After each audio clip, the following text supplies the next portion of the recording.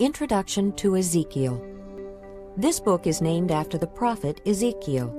Ezekiel was among the more than 10,000 Jewish people exiled to Babylon by King Nebuchadnezzar in 597 BC. While Jeremiah the prophet was in Jerusalem predicting the city's complete destruction, Ezekiel was in Babylon predicting the same fate for the disobedient Jerusalem.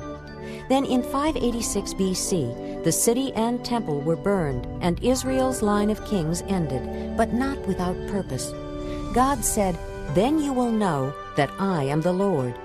Ezekiel records these words, showing that this divine discipline was to cause Israel to once again serve God alone.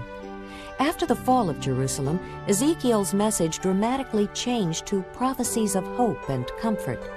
Ezekiel also includes a remarkable, encouraging description of a time when Messiah will reign from a new temple in Jerusalem. When the years of captivity ended, God brought his people back to the land and back into his covenant relationship. Ezekiel. Chapter 1. In the 30th year, in the 4th month, on the 5th day, while I was among the exiles by the Kibar River, the heavens were opened, and I saw visions of God. On the 5th of the month, it was the 5th year of the exile of King Jehoiakim. The word of the Lord came to Ezekiel the priest, the son of Buzi, by the Kibar River in the land of the Babylonians. There the hand of the Lord was upon him. I looked, and I saw a windstorm coming out of the north, an immense cloud with flashing lightning and surrounded by brilliant light. The center of the fire looked like glowing metal, and in the fire was what looked like 4 living creatures. In appearance, their form was that of a man, but each of them had 4 faces and 4 wings. Their legs were straight. Their feet were like those of a calf and gleamed like burnished bronze. Under their wings, on their 4 sides, they had the hands of a man. All 4 of them had faces and wings, and their wings touched one another. Each one went straight ahead. They did not turn as they moved. Their faces looked like this. Each of the 4 had the face of a man, and on the right side each had the face of a lion, and on the left the face of an ox. Each also had the face of an eagle. Such were their faces. Their wings were spread out upward. Each had 2 wings, one touching the wing of another creature on either side, and 2 wings covering its body. Each one went straight ahead. Wherever the Spirit would go, they would go, without turning as they went. The appearance of the living creatures was like burning coals of fire, or like torches. Fire moved back and forth among the creatures. It was bright, and lightning flashed out of it. The creatures sped back and forth like flashes of lightning. As I looked at the living creatures, I saw a wheel on the ground beside each creature with its 4 faces. This was the appearance and structure of the wheels. They sparkled like chrysolite, and all 4 looked alike. Each appeared to be made like a wheel intersecting a wheel.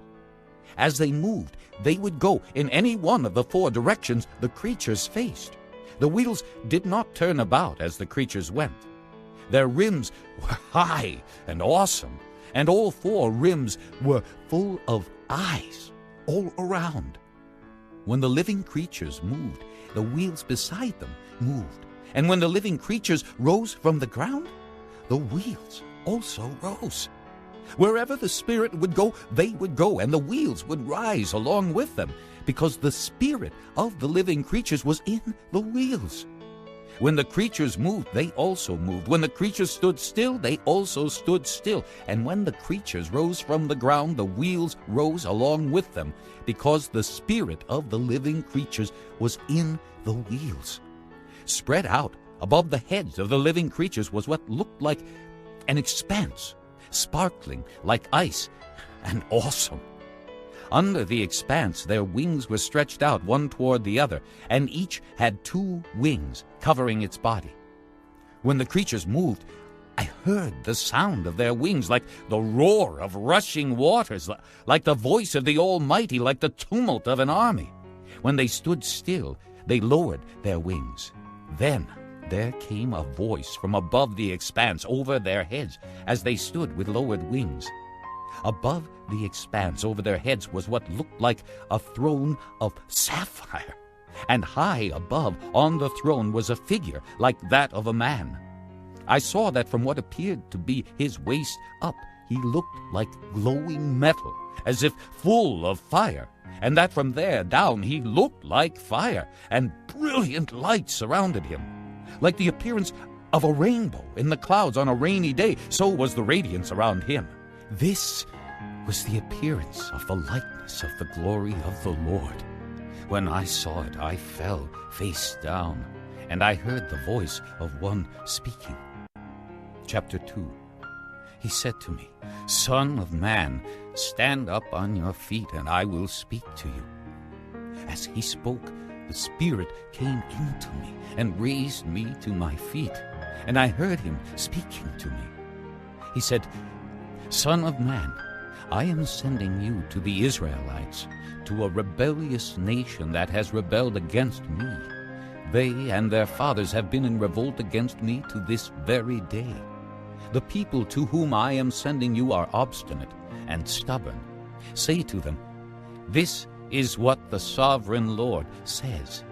And whether they listen or fail to listen, for they are a rebellious house, they will know that a prophet has been among them. And you, son of man, do not be afraid of them or their words. Do not be afraid, though briars and thorns are all around you, and you live among scorpions. Do not be afraid of what they say, or terrified by them, though they are a rebellious house. You must speak my words to them, whether they listen or fail to listen, for they are rebellious. But you, son of man, listen to what I say to you. Do not rebel like that rebellious house. Open your mouth and eat what I give you." Then I looked, and I saw a hand stretched out to me. In it was a scroll, which he unrolled before me. On both sides of it were written words of lament and mourning and woe. Chapter 3. And he said to me, "Son of man, eat what is before you. Eat this scroll. Then go and speak to the house of Israel."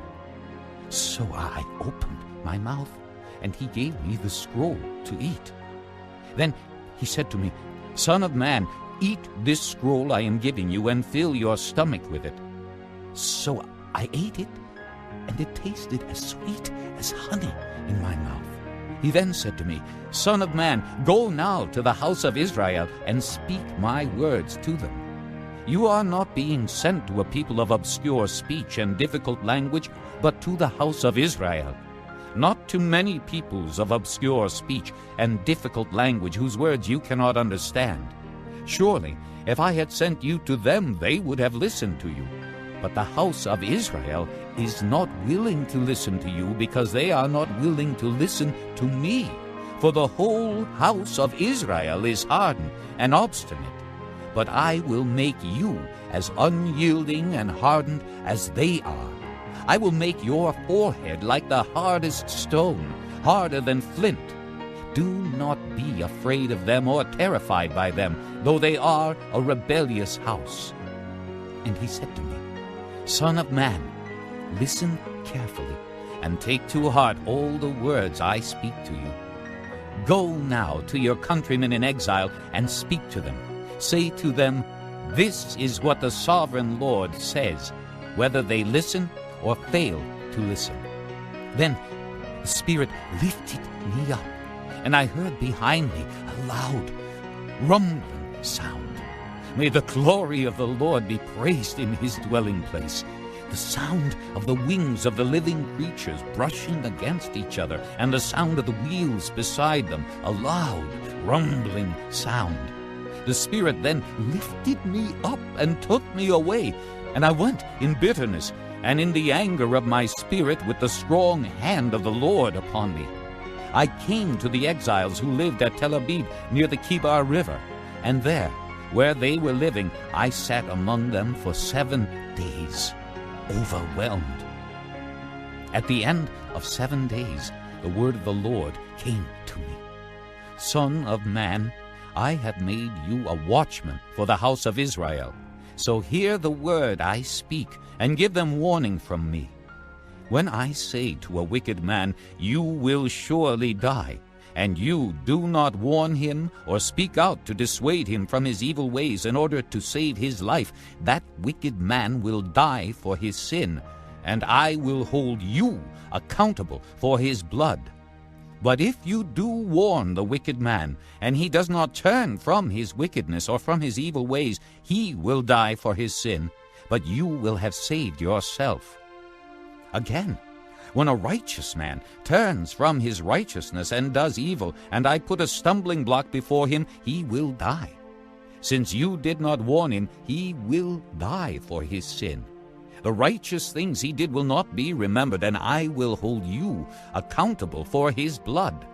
But if you do warn the righteous man not to sin, and he does not sin, he will surely live because he took warning, and you will have saved yourself.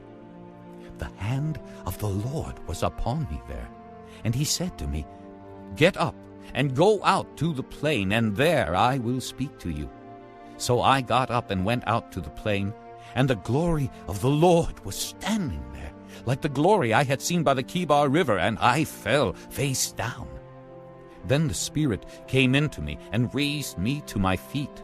He spoke to me and said, Go, shut yourself inside your house, and you, Son of man, they will tie with ropes. You will be bound so that you cannot go out among the people. I will make your tongue stick to the roof of your mouth so that you will be silent and unable to rebuke them, though they are a rebellious house.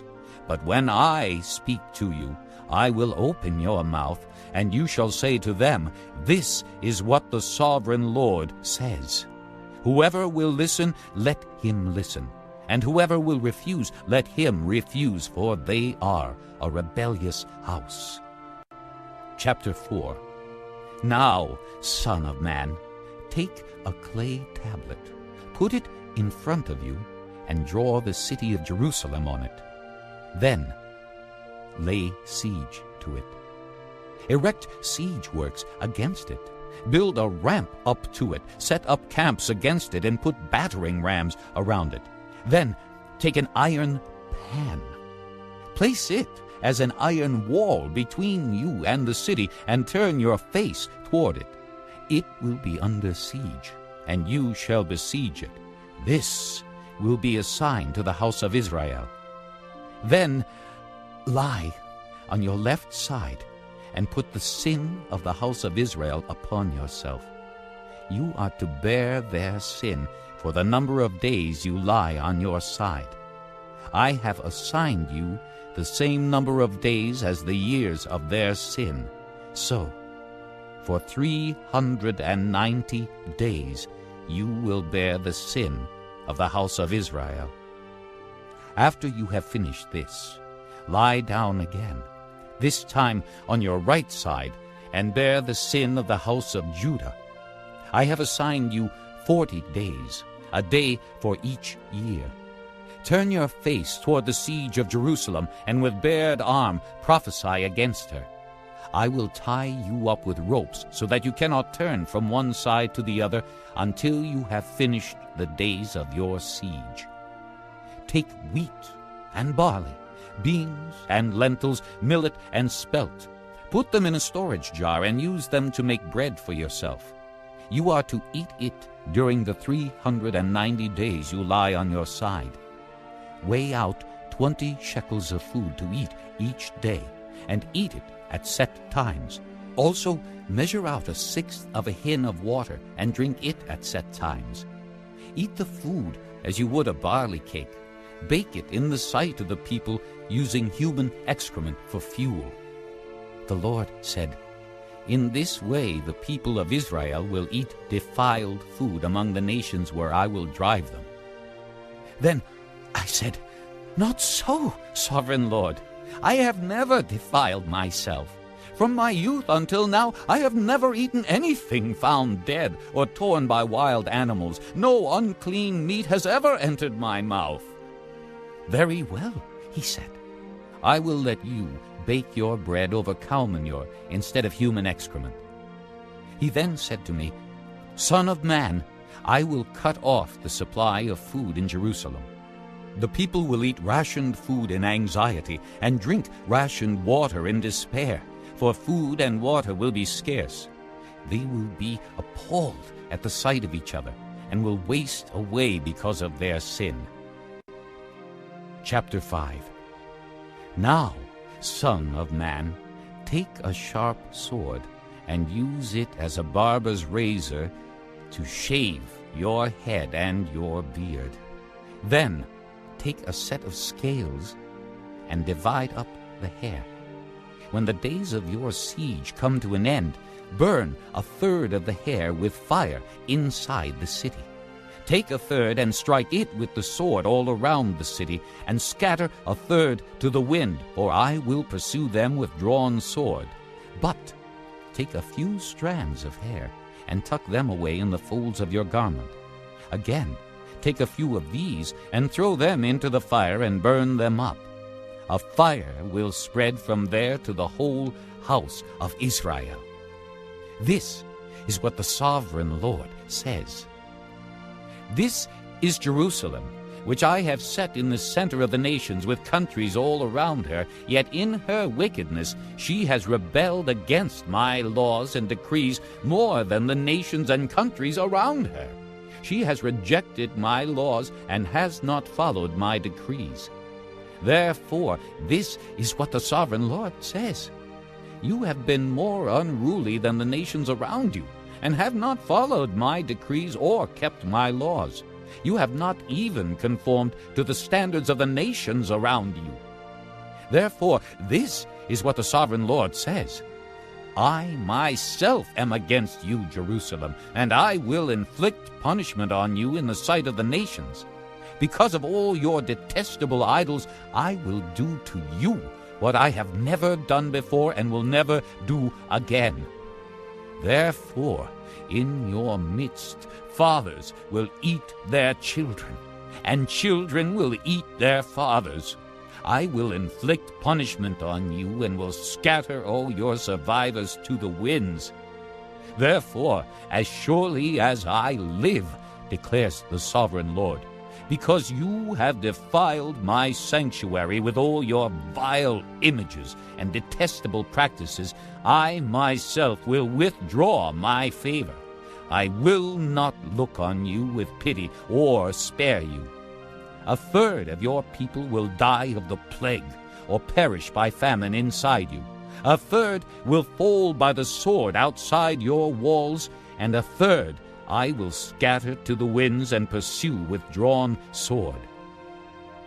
Then my anger will cease, and my wrath against them will subside, and I will be avenged.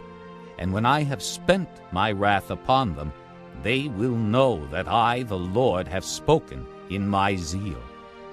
I will make you a ruin and a reproach among the nations around you, in the sight of all who pass by.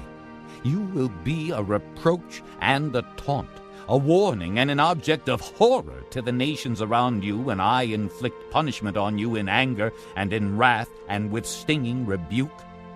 I, the Lord, have spoken. When I shoot at you with my deadly and destructive arrows of famine, I will shoot to destroy you. I will bring more and more famine upon you and cut off your supply of food. I will send famine and wild beasts against you, and they will leave you childless.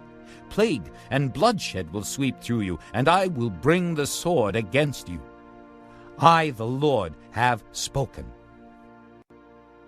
Chapter 6. The word of the Lord came to me. Son of man, set your face against the mountains of Israel. Prophesy against them, and say, O mountains of Israel, hear the word of the sovereign Lord. This is what the sovereign Lord says to the mountains and hills, to the ravines and valleys. I am about to bring a sword against you, and I will destroy your high places. Your altars will be demolished, and your incense altars will be smashed, and I will slay your people in front of your idols. I will lay the dead bodies of the Israelites in front of their idols, and I will scatter your bones around your altars. Wherever you live, the towns will be laid waste, and the high places demolished, so that your altars will be laid waste and devastated, your idols smashed and ruined, your incense altars broken down, and what you have made wiped out. Your people will fall slain among you, and you will know that I am the Lord. But I will spare some, for some of you will escape the sword when you are scattered among the lands and nations.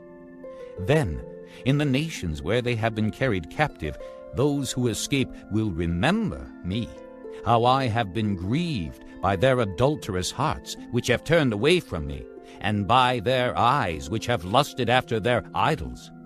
They will loathe themselves for the evil they have done, and for all their detestable practices, and they will know that I am the Lord.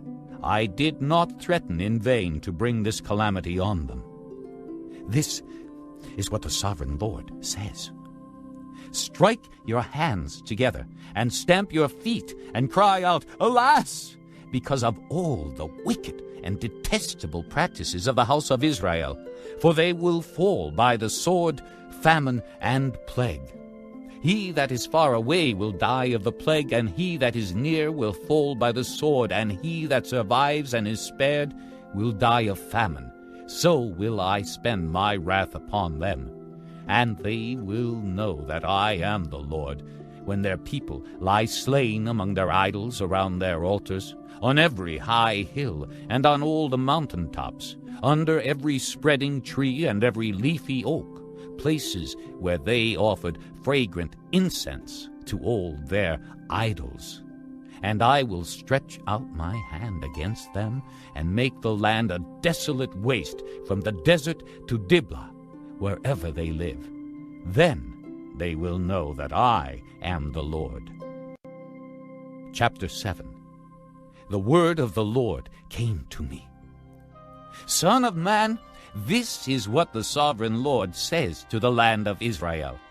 The end has come upon the four corners of the land. The end is now upon you, and I will unleash my anger against you. I will judge you according to your conduct, and repay you for all your detestable practices. I will not look on you with pity or spare you. I will surely repay you for your conduct and the detestable practices among you. Then you will know that I am the Lord. This is what the sovereign Lord says. Disaster! An unheard-of disaster is coming. The end has come. The end has come. It has roused itself against you. It has come. Doom has come upon you, you who dwell in the land. The time has come. The day is near. There is panic, not joy, upon the mountains. I am about to pour out my wrath on you and spend my anger against you. I will judge you according to your conduct and repay you for all your detestable practices. I will not look on you with pity or spare you. I will repay you in accordance with your conduct and the detestable practices among you. Then you will know that it is I, the Lord, who strikes the blow. The day is here. It has come. Doom has burst forth. The rod has budded.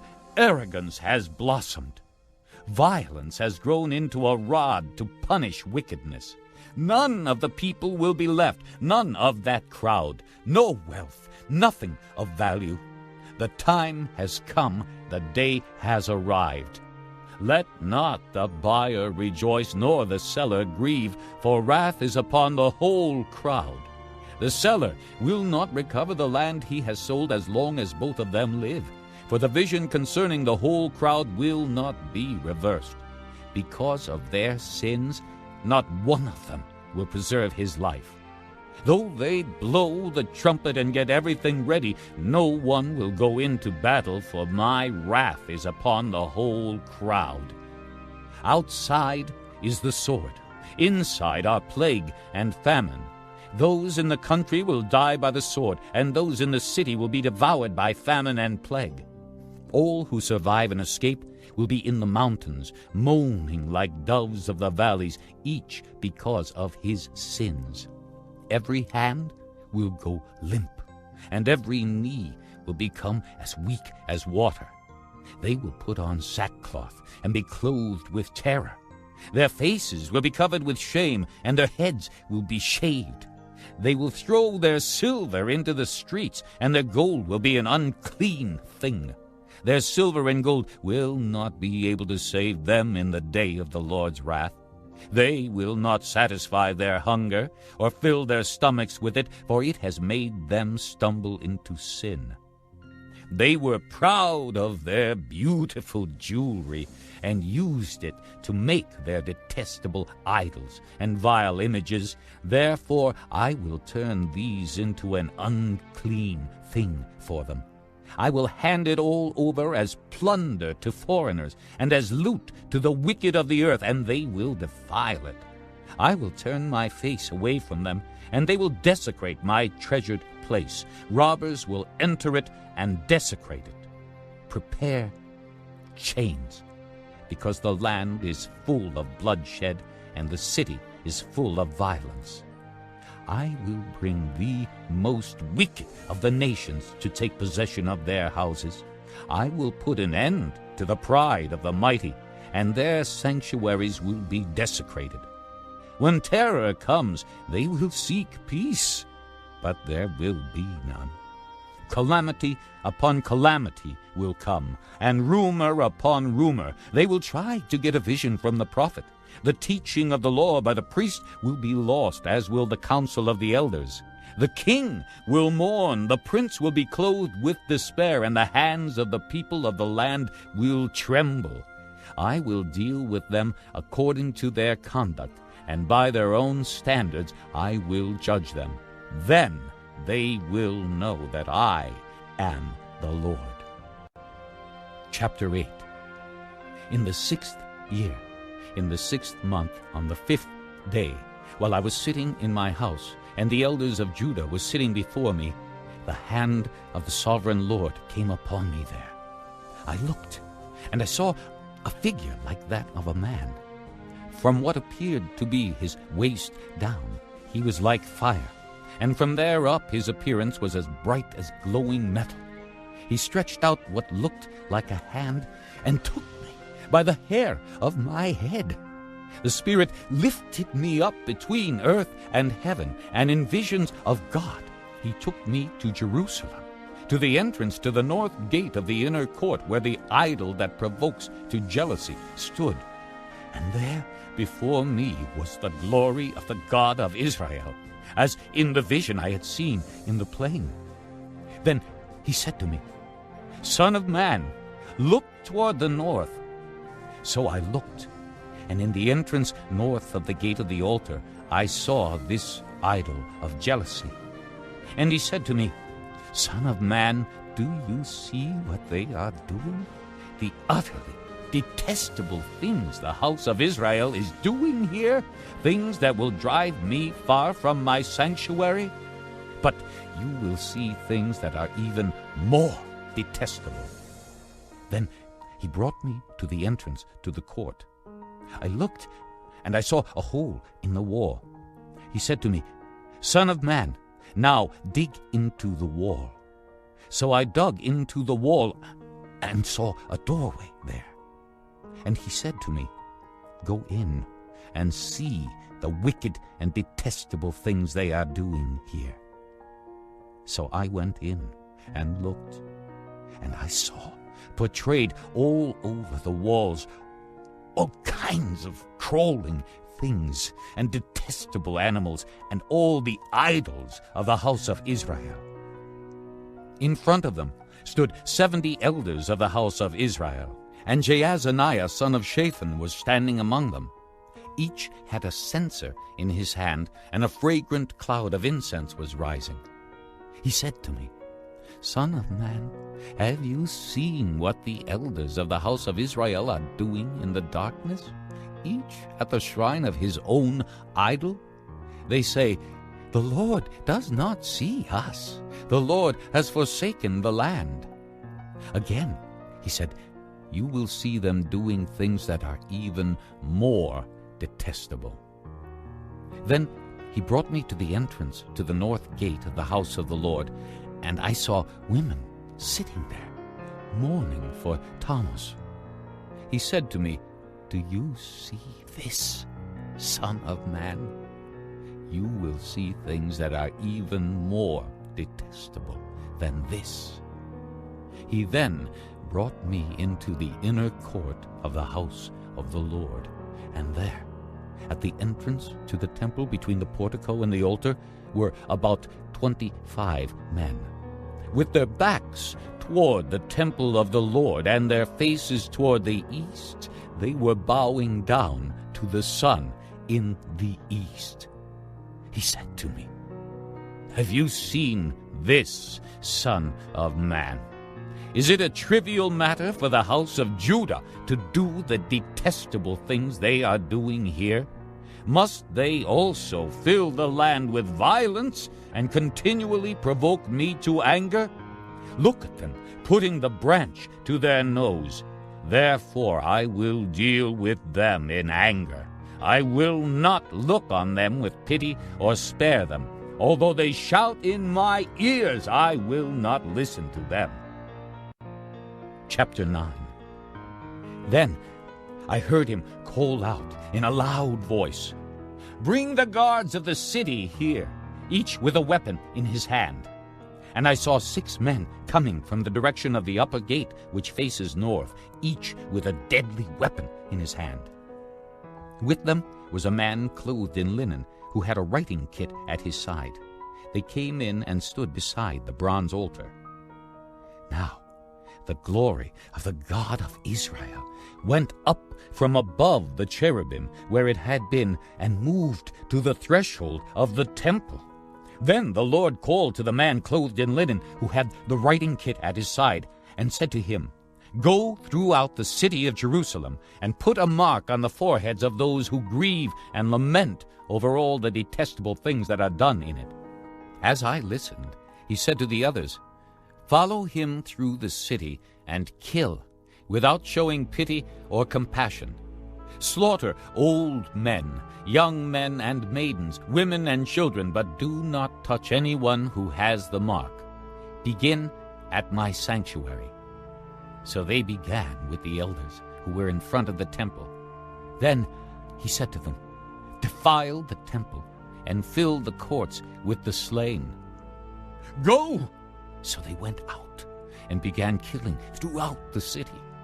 While they were killing and I was left alone, I fell face down, crying out, "Sovereign Lord, are you going to destroy the entire remnant of Israel in this outpouring of your wrath on Jerusalem?" He answered me, "The sin of the house of Israel and Judah is exceedingly great. The land is full of bloodshed, and the city is full of injustice.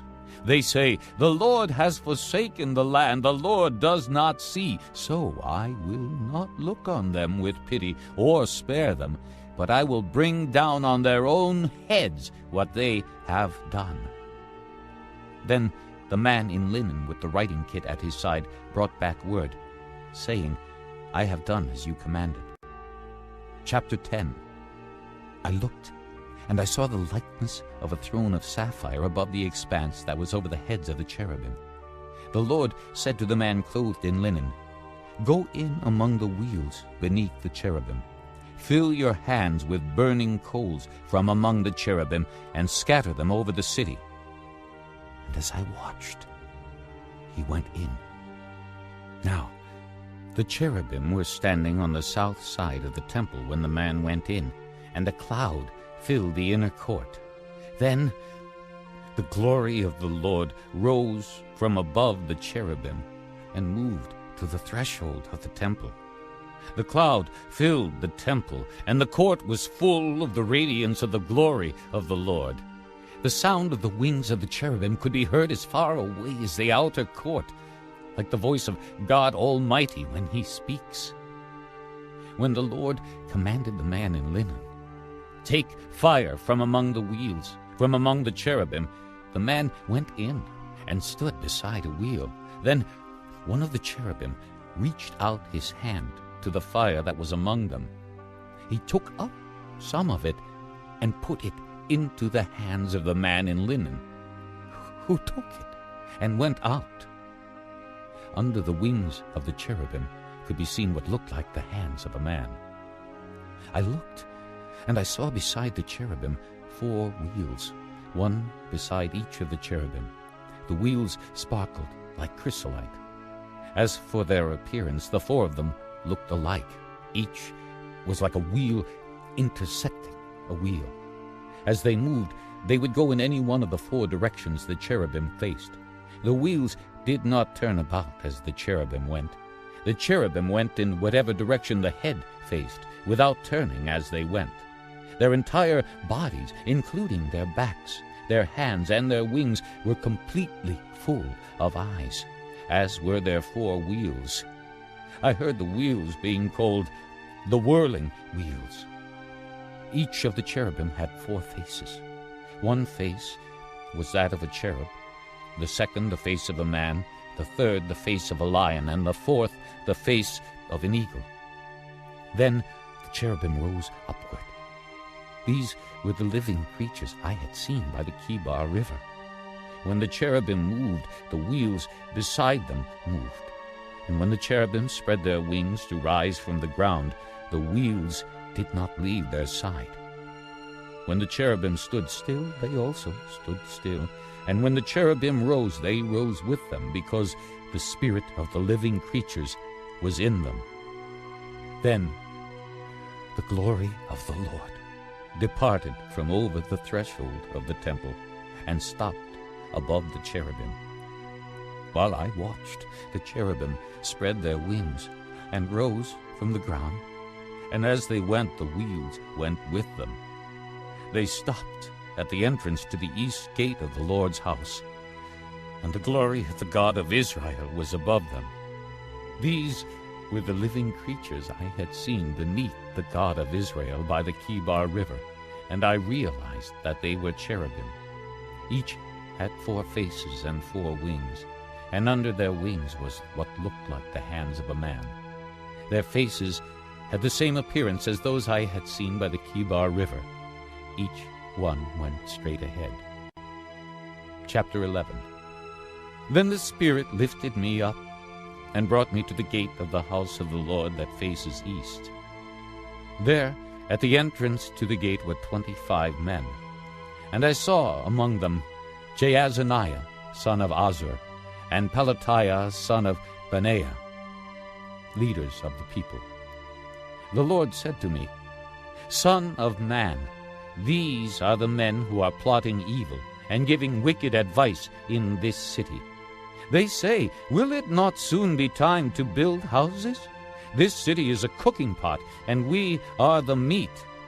Therefore prophesy against them. Prophesy, Son of man." Then the Spirit of the Lord came upon me, and he told me to say, "This is what the Lord says. That is what you are saying, O house of Israel, but I know what is going through your mind. You have killed many people in this city and filled its streets with the dead. Therefore, this is what the sovereign Lord says. The bodies you have thrown there are the meat, and this city is the pot. But I will drive you out of it. You fear the sword, and the sword is what I will bring against you, declares the sovereign Lord. I will drive you out of the city and hand you over to foreigners and inflict punishment on you. You will fall by the sword, and I will execute judgment on you at the borders of Israel. Then you will know that I am the Lord. This city will not be a pot for you, nor will you be the meat in it. I will execute judgment on you at the borders of Israel.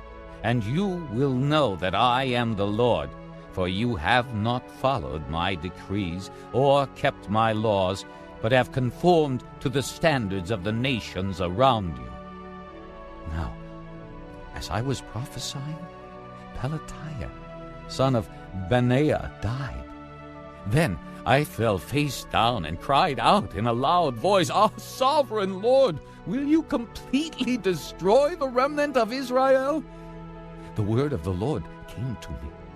"Son of man, your brothers who are your blood relatives, and the whole house of Israel are those of whom the people of Jerusalem have said, 'They are far away from the Lord. This land was given to us as our possession.' Therefore say, 'This is what the sovereign Lord says. Although I sent them far away among the nations and scattered them among the countries, yet for a little while I have been a sanctuary for them in the countries where they have gone. Therefore say, This is what the sovereign Lord says. I will gather you from the nations and bring you back from the countries where you have been scattered, and I will give you back the land of Israel again. They will return to it and remove all its vile images and detestable idols. I will give them an undivided heart and put a new spirit in them. I will remove from them their heart of stone and give them a heart of flesh. Then they will follow my decrees and be careful to keep my laws. They will be my people, and I will be their God.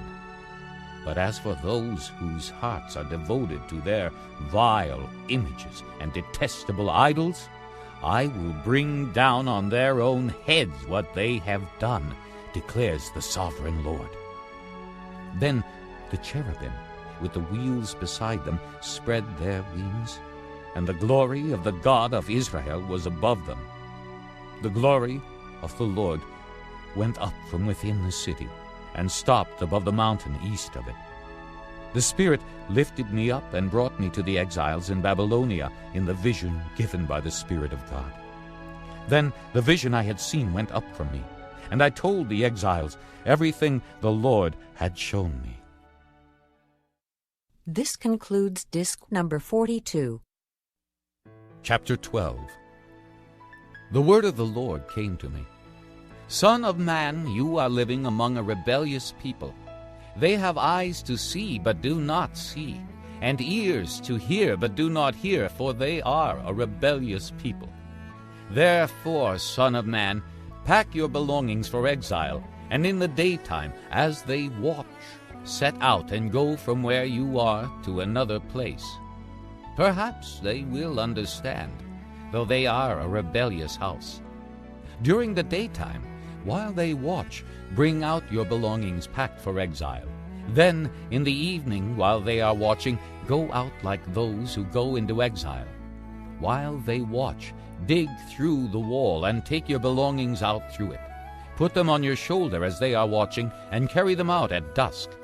Cover your face, so that you cannot see the land, for I have made you a sign to the house of Israel." So I did as I was commanded. During the day I brought out my things packed for exile.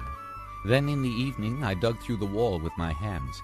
I took my belongings out at dusk, carrying them on my shoulders while they watched. In the morning the word of the Lord came to me. "Son of man, did not that rebellious house of Israel ask you, 'What are you doing?' Say to them, 'This is what the sovereign Lord says. This oracle concerns the prince in Jerusalem and the whole house of Israel who are there. Say to them, I am a sign to you. As I have done, so it will be done to them. They will go into exile as captives. The prince among them will put his things on his shoulder at dusk and leave, and a hole will be dug in the wall for him to go through. He will cover his face so that he cannot see the land. I will spread my net for him, and he will be caught in my snare. I will bring him to Babylonia, the land of the Chaldeans, but he will not see it, and there he will die. I will scatter to the winds all those around him, his staff, and all his troops, and I will pursue them with drawn sword. They will know that I am the Lord, when I disperse them among the nations and scatter them through the countries. But I will spare a few of them from the sword, famine and plague, so that in the nations where they go they may acknowledge all their detestable practices. Then they will know that I am the Lord. The word of the Lord came to me. Son of man, tremble as you eat your food, and shudder in fear as you drink your water. Say to the people of the land, this is what the sovereign Lord says about those living in Jerusalem and in the land of Israel. They will eat their food in anxiety and drink their water in despair, for their land will be stripped of everything in it because of the violence of all who live there. The inhabited towns will be laid waste, and the land will be desolate. Then you will know that I am the Lord. The word of the Lord came to me. Son of man, what is this proverb you have in the land of Israel? The days go by and every vision comes to nothing? Say to them, this is what the sovereign Lord says. I am going to put an end to this proverb, and they will no longer quote it in Israel. Say to them, the days are near when every vision will be fulfilled.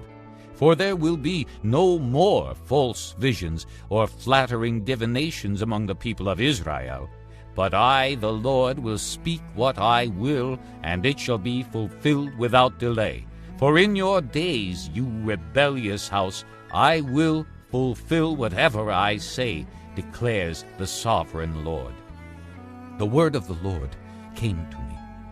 Son of man, the house of Israel is saying, the vision he sees is for many years from now, and he prophesies about the distant future. Therefore say to them, this is what the sovereign Lord says. None of my words will be delayed any longer. Whatever I say will be fulfilled, declares the sovereign Lord. Chapter 13. The word of the Lord came to me. Son of man, prophesy against the prophets of Israel who are now prophesying. Say to those who prophesy out of their own imagination, hear the word of the Lord. This is what the sovereign Lord says. Woe to the foolish prophets who follow their own spirit and have seen nothing. Your prophets, O Israel, are like jackals among ruins. You have not gone up to the breaks in the wall to repair it for the house of Israel, so that it will stand firm in the battle on the day of the Lord. Their visions are false, and their divinations a lie. They say, the Lord declares, when the Lord has not sent them. Yet they expect their words to be fulfilled. Have you not seen false visions and uttered lying divinations when you say, the Lord declares, though I have not spoken? Therefore, this is what the sovereign Lord says. Because of your false words and lying visions, I am against you, declares the sovereign Lord. My hand will be against the prophets who see false visions and utter lying divinations. They will not belong to the council of my people or be listed in the records of the house of Israel, nor will they enter the land of Israel. Then you will know that I am the sovereign Lord. Because they lead my people astray, saying, peace, when there is no peace. And because when a flimsy wall is built, they cover it with whitewash. Therefore tell those who cover it with whitewash that it is going to fall. Rain will come in torrents, and I will send hailstones hurtling down, and violent winds will burst forth. When the wall collapses, will people not ask you, where is the whitewash you covered it with? Therefore, this is what the sovereign Lord says. In my wrath I will unleash a violent wind, and in my anger hailstones and torrents of rain will fall with destructive fury. I will tear down the wall you have covered with whitewash, and will level it to the ground so that its foundation will be laid bare. When it falls, you will be destroyed in it, and you will know that I am the Lord. So I will spend my wrath against the wall, and against those who covered it with whitewash. I will say to you, the wall is gone, and so are those who whitewashed it, those prophets of Israel who prophesied to Jerusalem and saw visions of peace for her when there was no peace, declares the sovereign Lord. Now, Son of man, set your face against the daughters of your people who prophesy out of their own imagination. Prophesy against them and say, This is what the sovereign Lord says. Woe to the women who sew magic charms on all their wrists and make veils of various lengths for their heads in order to ensnare people. Will you ensnare the lives of my people, but preserve your own? You have profaned me among my people for a few handfuls of barley and scraps of bread. By lying to my people who listen to lies, you have killed those who should not have died and have spared those who should not live. Therefore, this is what the sovereign Lord says. I am against your magic charms with which you ensnare people like birds, and I will tear them from your arms. I will set free the people that you ensnare like birds. I will tear off your veils and save my people from your hands, and they will no longer fall prey to your power. Then you will know that I am the Lord. Because you disheartened the righteous with your lies, when I had brought them no grief, and because you encouraged the wicked not to turn from their evil ways and so save their lives, therefore you will no longer see false visions or practice divination. I will save my people from your hands, and then you will know that I am the Lord. Chapter 14. Some of the elders of Israel came to me and sat down in front of me. Then the word of the Lord came to me. Son of man, these men have set up idols in their hearts and put wicked stumbling blocks before their faces. Should I let them inquire of me at all? Therefore, speak to them and tell them, This is what the sovereign Lord says. When any Israelite sets up idols in his heart and puts a wicked stumbling block before his face and then goes to a prophet, I, the Lord, will answer him myself in keeping with his great idolatry. I will do this to recapture the hearts of the people of Israel, who have all deserted me for their idols. Therefore, say to the house of Israel, This is what the sovereign Lord says, Repent, turn from your idols, and renounce all your detestable practices. When any Israelite or any alien living in Israel separates himself from me and sets up idols in his heart and puts a wicked stumbling block before his face and then goes to a prophet to inquire of me, I, the Lord, will answer him myself. I will set my face against that man and make him an example and a byword. I will cut him off from my people. Then you will know that I am the Lord. And if the prophet is enticed to utter a prophecy, I, the Lord, have enticed that prophet, and I will stretch out my hand against him and destroy him from among my people Israel. They will bear their guilt. The prophet will be as guilty as the one who consults him. Then the people of Israel will no longer stray from me, nor will they defile themselves any more with all their sins. They will be my people, and I will be their God, declares the sovereign Lord. The word of the Lord came to me. Son of man, if a country sins against me by being unfaithful, and I stretch out my hand against it to cut off its food supply, and send famine upon it, and kill its men and their animals, even if these 3 men, Noah, Daniel, and Job, were in it, they could save only themselves by their righteousness, declares the sovereign Lord. Or if I send wild beasts through that country, and they leave it childless, and it becomes desolate so that no one can pass through it because of the beasts, as surely as I live, declares the sovereign Lord, even if these 3 men were in it, they could not save their own sons or daughters. They alone would be saved, but the land would be desolate. Or if I bring a sword against that country and say, Let the sword pass throughout the land, and I kill its men and their animals, as surely as I live, declares the sovereign Lord, even if these 3 men were in it, they could not save their own sons or daughters. they alone would be saved.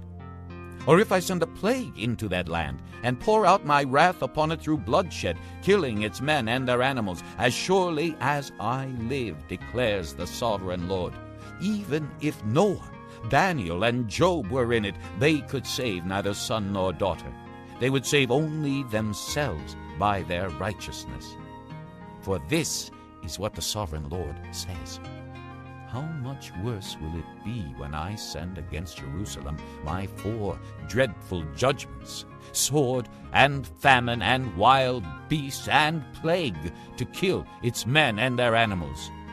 Yet there will be some survivors, sons and daughters who will be brought out of it.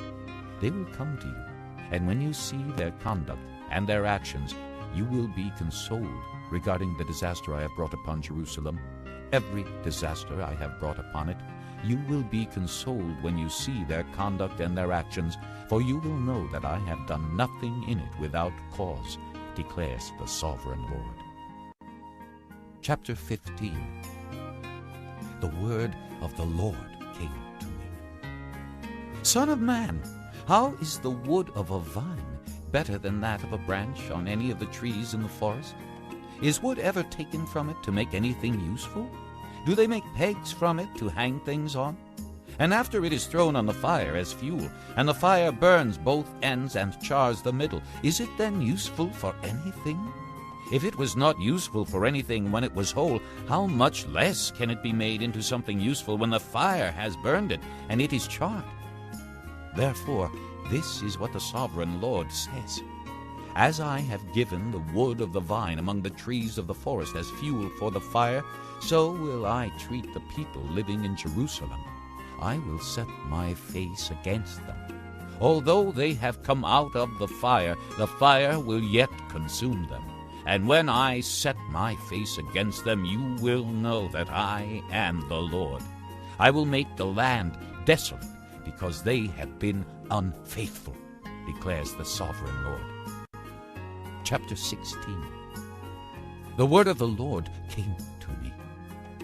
Son of man, confront Jerusalem with her detestable practices, and say, this is what the sovereign Lord says to Jerusalem. Your ancestry and birth were in the land of the Canaanites.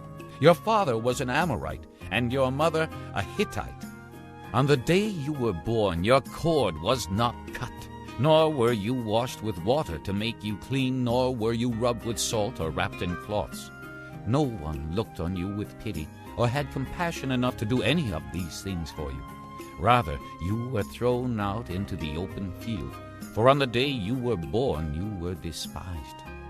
Then I passed by, and saw you kicking about in your blood, and as you lay there in your blood, I said to you, live. I made you grow like a plant of the field. You grew up and developed and became the most beautiful of jewels. Your breasts were formed and your hair grew, you who were naked and bare. Later I passed by, and when I looked at you and saw that you were old enough for love, I spread the corner of my garment over you and covered your nakedness. I gave you my solemn oath and entered into a covenant with you, declares the sovereign Lord, and you became mine. I bathed you with water and washed the blood from you and put ointments on you. I clothed you with an embroidered dress and put leather sandals on you. I dressed you in fine linen and covered you with costly garments. I adorned you with jewelry. I put bracelets on your arms and a necklace around your neck, and I put a ring on your nose, earrings on your ears, and a beautiful crown on your head. So you were adorned with gold and silver. Your clothes were of fine linen and costly fabric and embroidered cloth. Your food was fine flour, honey, and olive oil. You became very beautiful and rose to be a queen, and your fame spread among the nations on account of your beauty, because the splendor I had given you made your beauty perfect, declares the sovereign Lord. But you trusted in your beauty and used your fame to become a prostitute. You lavished your favors on anyone who passed by, and your beauty became his. You took some of your garments to make gaudy high places where you carried on your prostitution. Such things should not happen, nor should they ever occur. You also took the fine jewelry I gave you, the jewelry made of my gold and silver, and you made for yourself male idols and engaged in prostitution with them. And you took your embroidered clothes to put on them, and you offered my oil and incense before them. Also the food I provided for you, the fine flour, olive oil, and honey I gave you to eat, you offered as fragrant incense before them. This is what happened, declares the sovereign Lord. And you took your sons and daughters whom you bore to me and sacrificed them as food to the idols. Was your prostitution not enough? You slaughtered my children and sacrificed them to the idols. In all your detestable practices and your prostitution, you did not remember the days of your youth when you were naked and bare, kicking about in your blood. Woe, woe to you, declares the sovereign Lord. In addition to all your other wickedness, you built a mound for yourself and made a lofty shrine in every public square. At the head of every street you built your lofty shrines and degraded your beauty, offering your body with increasing promiscuity to anyone who passed by. You engaged in prostitution with the Egyptians, your lustful neighbors, and provoked me to anger with your increasing promiscuity. So I stretched out my hand against you and reduced your territory. I gave you over to the greed of your enemies, the daughters of the Philistines, who were shocked by your lewd conduct. You engaged in prostitution with the Assyrians, too, because you were insatiable. And even after that, you still were not satisfied. Then you increased your promiscuity to include Babylonia, a land of merchants, but even with this you were not satisfied. How weak-willed you are, declares the sovereign Lord, when you do all these things, acting like a brazen prostitute. When you built your mounds at the head of every street and made your lofty shrines in every public square, you were unlike a prostitute because you scorned payment. You adulterous wife! You prefer strangers to your own husband. Every prostitute receives a fee, but you give gifts to all your lovers, bribing them to come to you from everywhere for your illicit favors. So in your prostitution you are the opposite of others. No one runs after you for your favors. You are the very opposite, for you give payment, and none is given to you. Therefore you prostitute.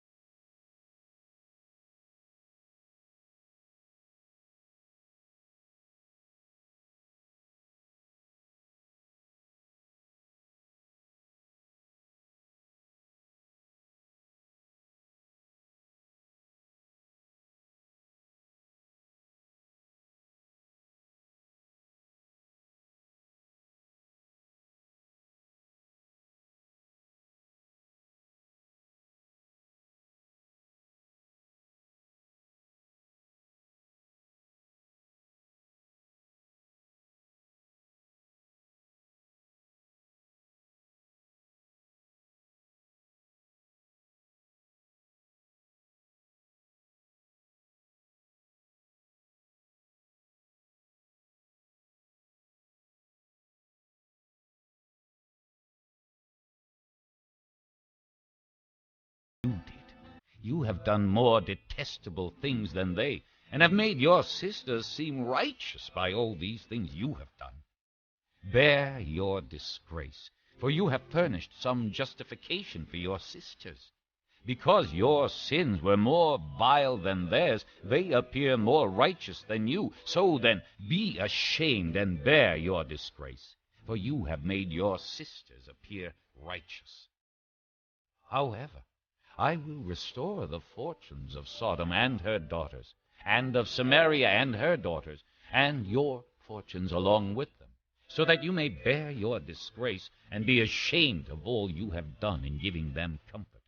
And your sisters, Sodom with her daughters, and Samaria with her daughters, will return to what they were before, and you and your daughters will return to what you were before. You would not even mention your sister Sodom in the day of your pride, before your wickedness was uncovered. Even so, you are now scorned by the daughters of Edom, and all her neighbors, and the daughters of the Philistines, all those around you who despise you. You will bear the consequences of your lewdness and your detestable practices, declares the Lord. This is what the sovereign Lord says. I will deal with you as you deserve, because you have despised my oath by breaking the covenant. Yet I will remember the covenant I made with you in the days of your youth, and I will establish an everlasting covenant with you. Then you will remember your ways, and be ashamed when you receive your sisters, both those who are older than you and those who are younger. I will give them to you as daughters, but not on the basis of my covenant with you. So I will establish my covenant with you, and you will know that I am the Lord. Then, when I make atonement for you, for all you have done, you will remember and be ashamed, and never again open your mouth because of your humiliation, declares the sovereign Lord. Chapter 17. The word of the Lord came to me. Son of man, set forth an allegory and tell the house of Israel a parable. Say to them, this is what the sovereign Lord says. A great eagle with powerful wings, long feathers, and full plumage of varied colors came to Lebanon. Taking hold of the top of a cedar, he broke off its topmost shoot and carried it away to a land of merchants, where he planted it in a city of traders. He took some of the seed of your land and put it in fertile soil. He planted it like a willow by abundant water, and it sprouted and became a low, spreading vine. Its branches turned toward him, but its roots remained under it. So it became a vine, and produced branches and put out leafy boughs. But there was another great eagle with powerful wings and full plumage. The vine now sent out its roots toward him from the plot where it was planted, and stretched out its branches to him for water. It had been planted in good soil by abundant water, so that it would produce branches, bear fruit, and become a splendid vine. Say to them, this is what the sovereign Lord says. Will it thrive? Will it not be uprooted and stripped of its fruit so that it withers? All its new growth will wither. It will not take a strong arm or many people to pull it up by the roots. Even if it is transplanted, will it thrive? Will it not wither completely when the east wind strikes it, wither away in the plot where it grew? Then the word of the Lord came to me. Say to this rebellious house, do you not know what these things mean? Say to them, the king of Babylon went to Jerusalem and carried off her king and her nobles, bringing them back with him to Babylon. Then he took a member of the royal family and made a treaty with him, putting him under oath. He also carried away the leading men of the land, so that the kingdom would be brought low, unable to rise again, surviving only by keeping his treaty. But the king rebelled against him by sending his envoys to Egypt to get horses and a large army. Will he succeed? Will he who does such things escape? Will he break the treaty and yet escape? As surely as I live, declares the sovereign Lord, he shall die in Babylon. in the land of the king who put him on the throne, whose oath he despised and whose treaty he broke. Pharaoh with his mighty army and great horde will be of no help to him in war when ramps are built and siege works erected to destroy many lives. He despised the oath by breaking the covenant. Because he had given his hand in pledge and yet did all these things, he shall not escape. Therefore, this is what the sovereign Lord says. As surely as I live, I will bring down on his head my oath that he despised and my covenant that he broke.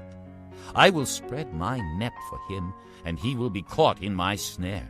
I will bring him to Babylon and execute judgment upon him there because he was unfaithful to me.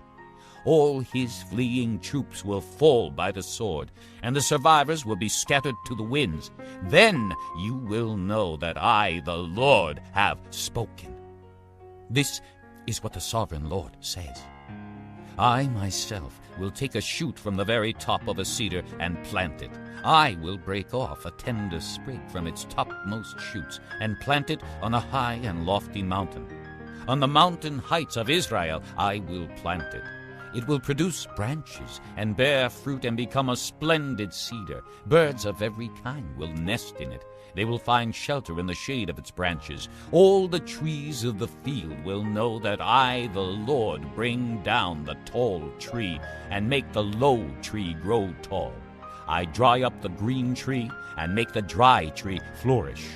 I, the Lord, have spoken, and I will do it. Chapter 18. The word of the Lord came to me. What do you people mean by quoting this proverb about the land of Israel? The fathers eat sour grapes, and the children's teeth are set on edge. As surely as I live, declares the sovereign Lord, you will no longer quote this proverb in Israel. For every living soul belongs to me, the Father as well as the Son. Both alike belong to me. The soul who sins is the one who will die. Suppose there is a righteous man who does what is just and right. He does not eat at the mountain shrines or look to the idols of the house of Israel. He does not defile his neighbor's wife or lie with a woman during her period. He does not oppress anyone, but returns what he took in pledge for a loan. He does not commit robbery, but gives his food to the hungry and provides clothing for the naked. He does not lend at usury or take excessive interest. He withholds his hand from doing wrong and judges fairly between man and man. He follows my decrees and faithfully keeps my laws. That man is righteous. He will surely live, declares the sovereign Lord. Suppose he has a violent son who sheds blood or does any of these other things, though the father has done none of them. He eats at the mountain shrines. He defiles his neighbor's wife. He oppresses the poor and needy. He commits robbery. He does not return what he took in pledge. He looks to the idols. He does detestable things. He lends at usury and takes excessive interest. Will such a man live? He will not. Because he has done all these detestable things, he will surely be put to death, and his blood will be on his own head. But suppose this son has a son who sees all the sins his father commits, and though he sees them, he does not do such things. He does not eat at the mountain shrines or look to the idols of the house of Israel. He does not defile his neighbor's wife. He does not oppress anyone or require a pledge for a loan. He does not commit robbery, but gives his food to the hungry and provides clothing for the naked. He withholds his hand from sin and takes no usury or excessive interest. He keeps my laws and follows my decrees. He will not die for his father's sin. He will surely live. But his father will die for his own sin, because he practiced extortion, robbed his brother, and did what was wrong among his people. Yet you ask, why does the son not share the guilt of his father? Since the son has done what is just and right, and has been careful to keep all my decrees, he will surely live. The soul who sins is the one who will die. The son will not share the guilt of the father, nor will the father share the guilt of the son. The righteousness of the righteous man will be credited to him, and the wickedness of the wicked will be charged against him. But if a wicked man turns away from all the sins he has committed, and keeps all my decrees, and does what is just and right, he will surely live. He will not die. None of the offenses he has committed will be remembered against him. Because of the righteous things he has done, he will live.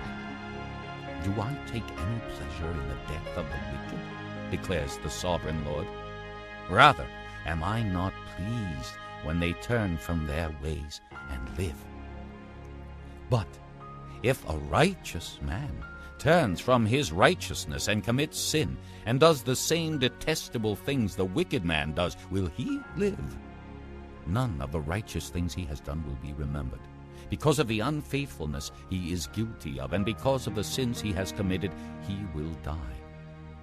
Yet you say, the way of the Lord is not just. Hear, O house of Israel, is my way unjust? Is it not your ways that are unjust? If a righteous man turns from his righteousness and commits sin, he will die for it. Because of the sin he has committed, he will die.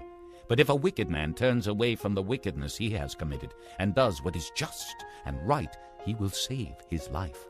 Because he considers all the offenses he has committed and turns away from them, he will surely live. He will not die. Yet the house of Israel says, the way of the Lord is not just. Are my ways unjust, O house of Israel? Is it not your ways that are unjust? Therefore, O house of Israel, I will judge you, each one according to his ways, declares the sovereign Lord. Repent, turn away from all your offenses, then sin will not be your downfall. Rid yourselves of all the offenses you have committed, and get a new heart and a new spirit. Why will you die, O house of Israel? For I take no pleasure in the death of anyone, declares the sovereign Lord. Repent and live. Chapter 19. Take up a lament concerning the princes of Israel, and say, what a lioness was your mother among the lions! She lay down among the young lions and reared her cubs. She brought up one of her cubs, and he became a strong lion. He learned to tear the prey, and he devoured men. The nations heard about him, and he was trapped in their pit. They led him with hooks to the land of Egypt. When she saw her hope unfulfilled, her expectation gone, she took another of her cubs and made him a strong lion. He prowled among the lions, for he was now a strong lion. He learned to tear the prey, and he devoured men. He broke down their strongholds and devastated their towns. The land and all who were in it were terrified by his roaring. Then the nations came against him. Those from regions round about, they spread their net for him, and he was trapped in their pit. With hooks they pulled him into a cage and brought him to the king of Babylon. They put him in prison, so his roar was heard no longer on the mountains of Israel. Your mother was like a vine in your vineyard, planted by the water. It was fruitful and full of branches because of abundant water. Its branches were strong, fit for a ruler's scepter. It towered high above the thick foliage, conspicuous for its height and for its many branches, but it was uprooted in fury and thrown to the ground. The east wind made it shrivel. It was stripped of its fruit. Its strong branches withered, and fire consumed them. Now it is planted in the desert, in a dry and thirsty land. Fire spread from one of its main branches and consumed its fruit. No strong branch is left on it, fit for a ruler's scepter. This is a lament, and is to be used as a lament. Chapter 20. In the 7th year, in the 5th month, on the 10th day, some of the elders of Israel came to inquire of the Lord, and they sat down in front of me. Then the word of the Lord came to me. Son of man, speak to the elders of Israel, and say to them, this is what the sovereign Lord says. Have you come to inquire of me? As surely as I live, I will not let you inquire of me, declares the sovereign Lord. Will you judge them? Will you judge them, Son of Man? Then confront them with the detestable practices of their fathers, and say to them, This is what the sovereign Lord says.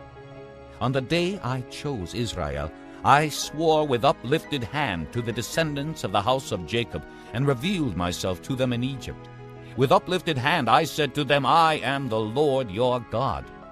On that day I swore to them that I would bring them out of Egypt into a land I had searched out for them, a land flowing with milk and honey, the most beautiful of all lands.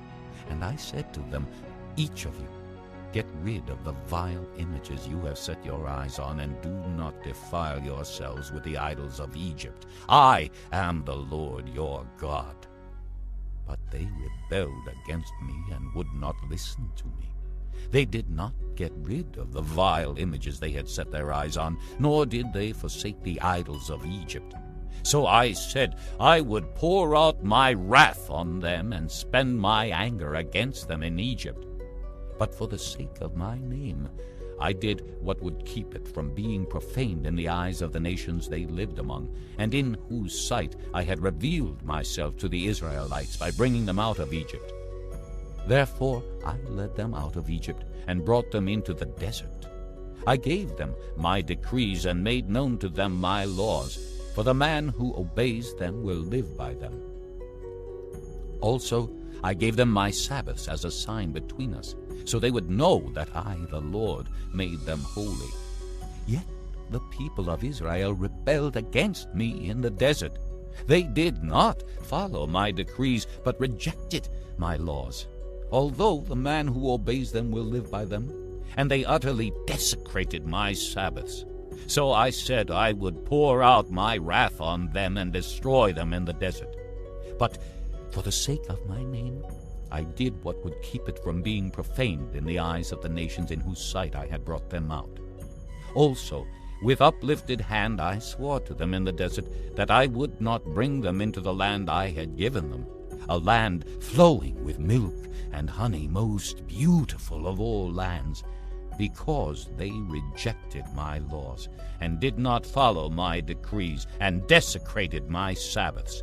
For their hearts were devoted to their idols.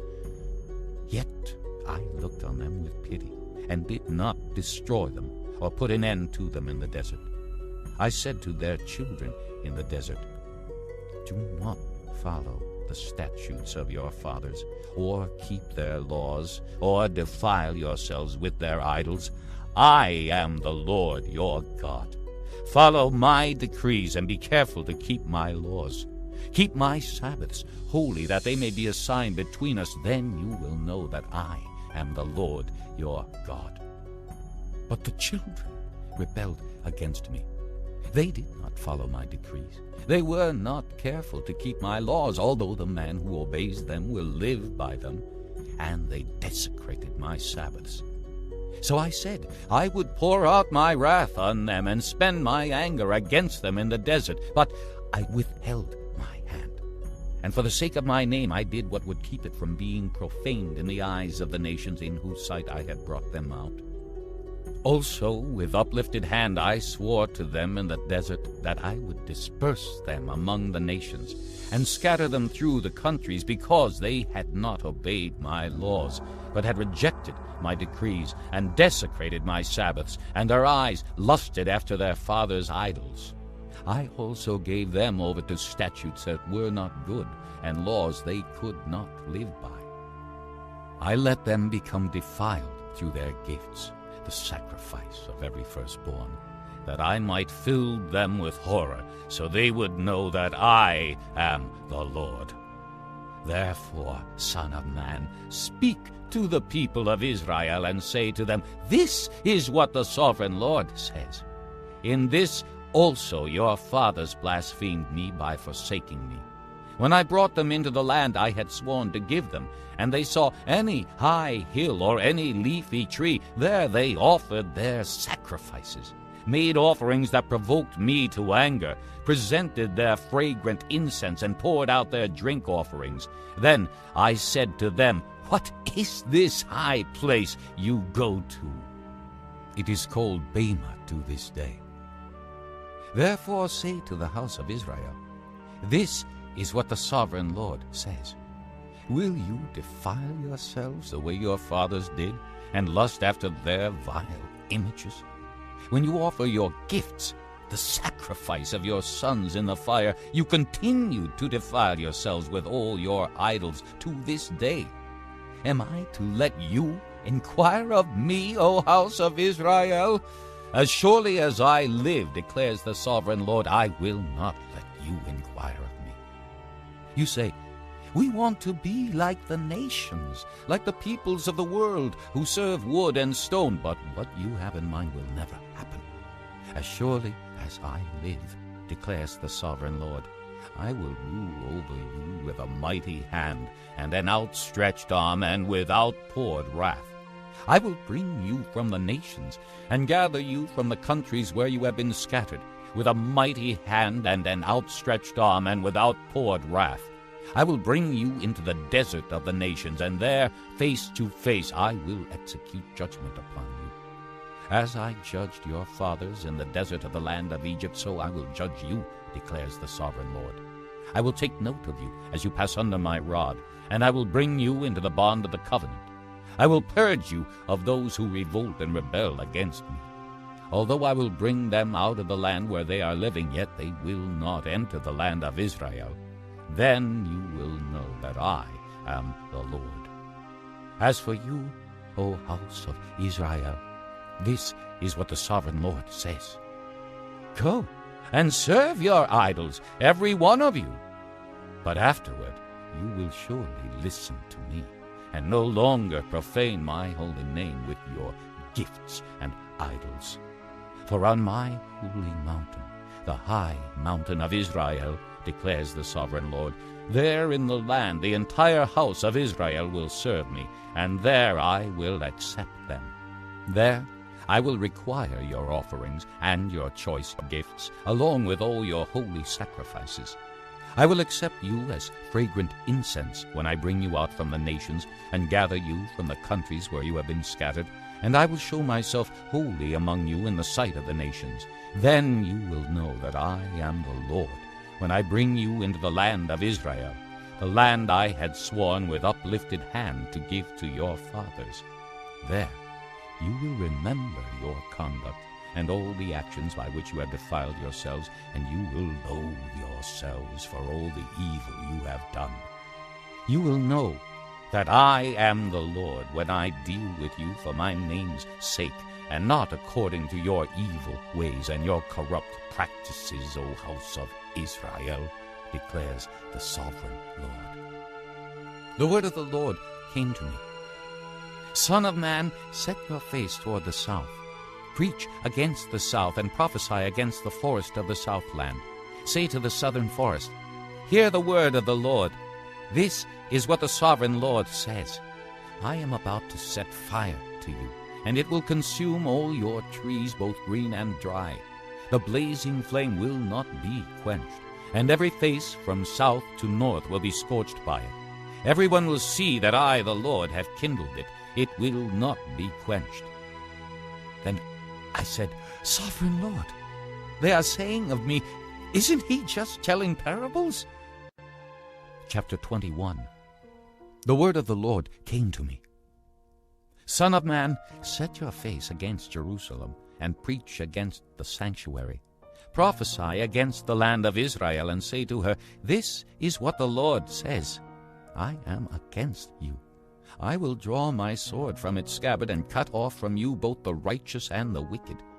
Because I am going to cut off the righteous and the wicked, my sword will be unsheathed against everyone from south to north. Then all people will know that I, the Lord, have drawn my sword from its scabbard. It will not return again. Therefore groan, son of man. Groan before them with broken heart and bitter grief. And when they ask you, Why are you groaning? You shall say, Because of the news that is coming. every heart will melt and every hand go limp. Every spirit will become faint and every knee become as weak as water. It is coming. It will surely take place, declares the sovereign Lord. The word of the Lord came to me. Son of man, prophesy and say, this is what the Lord says. A sword, sharpened and polished, sharpened for the slaughter, polished to flash like lightning. Shall we rejoice in the scepter of my son Judah? The sword despises every such stick. The sword is appointed to be polished, to be grasped with the hand. It is sharpened and polished, made ready for the hand of the slayer. Cry out and wail, Son of man, for it is against my people. It is against all the princes of Israel. They are thrown to the sword along with my people. Therefore beat your breast. Testing will surely come. And what if the scepter of Judah, which the sword despises, does not continue? Declares the sovereign Lord. So then, Son of man, prophesy and strike your hands together. Let the sword strike twice, even 3 times. It is a sword for slaughter, a sword for great slaughter, closing in on them from every side, so that hearts may melt and the fallen be many. I have stationed the sword for slaughter at all their gates. Oh, it is made to flash like lightning. It is grasped for slaughter. O sword, slash to the right, then to the left, wherever your blade is turned. I too will strike my hands together, and my wrath will subside. I, the Lord, have spoken. The word of the Lord came to me. Son of man, mark out 2 roads for the sword of the king of Babylon to take, both starting from the same country. Make a signpost where the road branches off to the city. Mark out 1 road for the sword to come against Rabbah of the Ammonites, and another against Judah and fortified Jerusalem. For the king of Babylon will stop at the fork in the road, at the junction of the 2 roads, to seek an omen. He will cast lots with arrows. He will consult his idols. He will examine the liver. Into his right hand will come the lot for Jerusalem, where he is to set up battering rams, to give the command to slaughter, to sound the battle cry, to set battering rams against the gates, to build a ramp, and to erect siege works. It will seem like a false omen to those who have sworn allegiance to him, but he will remind them of their guilt and take them captive. Therefore, this is what the sovereign Lord says. Because you people have brought to mind your guilt by your open rebellion, revealing your sins and all that you do, because you have done this, you will be taken captive. Profane and wicked prince of Israel, whose day has come, whose time of punishment has reached its climax. This is what the sovereign Lord says. Take off the turban, remove the crown. It will not be as it was. The lowly will be exalted, and the exalted will be brought low. A ruin! A ruin! I will make it a ruin. It will not be restored until he comes to whom it rightfully belongs. To him I will give it. And you, Son of man, prophesy and say, this is what the sovereign Lord says about the Ammonites and their insults. A sword drawn for the slaughter, polished to consume and to flash like lightning. Despite false visions concerning you and lying divinations about you, it will be laid on the necks of the wicked who are to be slain, whose day has come, whose time of punishment has reached its climax. Return the sword to its scabbard.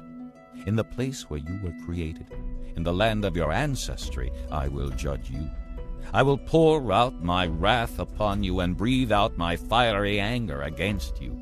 I will hand you over to brutal men skilled in destruction. You will be fuel for the fire. Your blood will be shed in your land. You will be remembered no more. For I, the Lord, have spoken. Chapter 22. The word of the Lord came to me. Son of man, will you judge her? Will you judge this city of bloodshed? Then confront her with all her detestable practices, and say, "This is what the sovereign Lord says."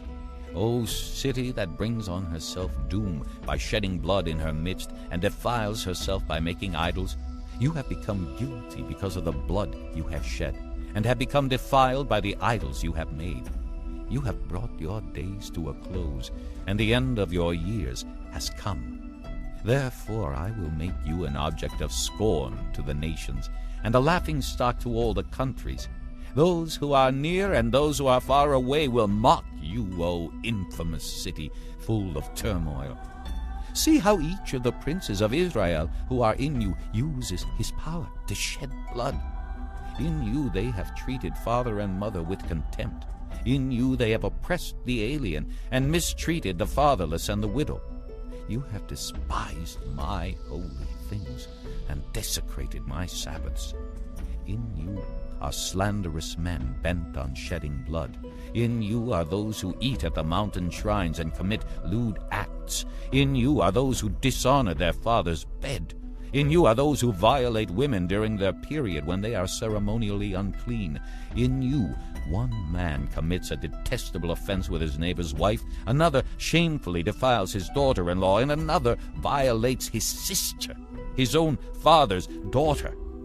In you men accept bribes to shed blood. You take usury and excessive interest and make unjust gain from your neighbors by extortion, and you have forgotten me, declares the sovereign Lord. I will surely strike my hands together at the unjust gain you have made, and at the blood you have shed in your midst. Will your courage endure, or your hands be strong in the day I deal with you? I, the Lord, have spoken, and I will do it. I will disperse you among the nations, and scatter you through the countries, and I will put an end to your uncleanness. When you have been defiled in the eyes of the nations, you will know that I am the Lord. Then the word of the Lord came to me. Son of man, the house of Israel has become dross to me.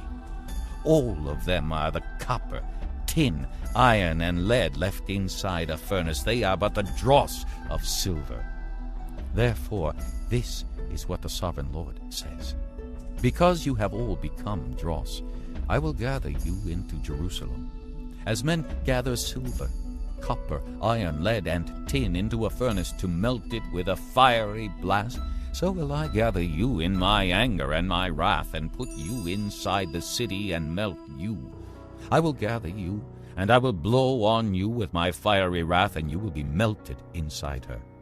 As silver is melted in a furnace, so you will be melted inside her, and you will know that I, the Lord, have poured out my wrath upon you.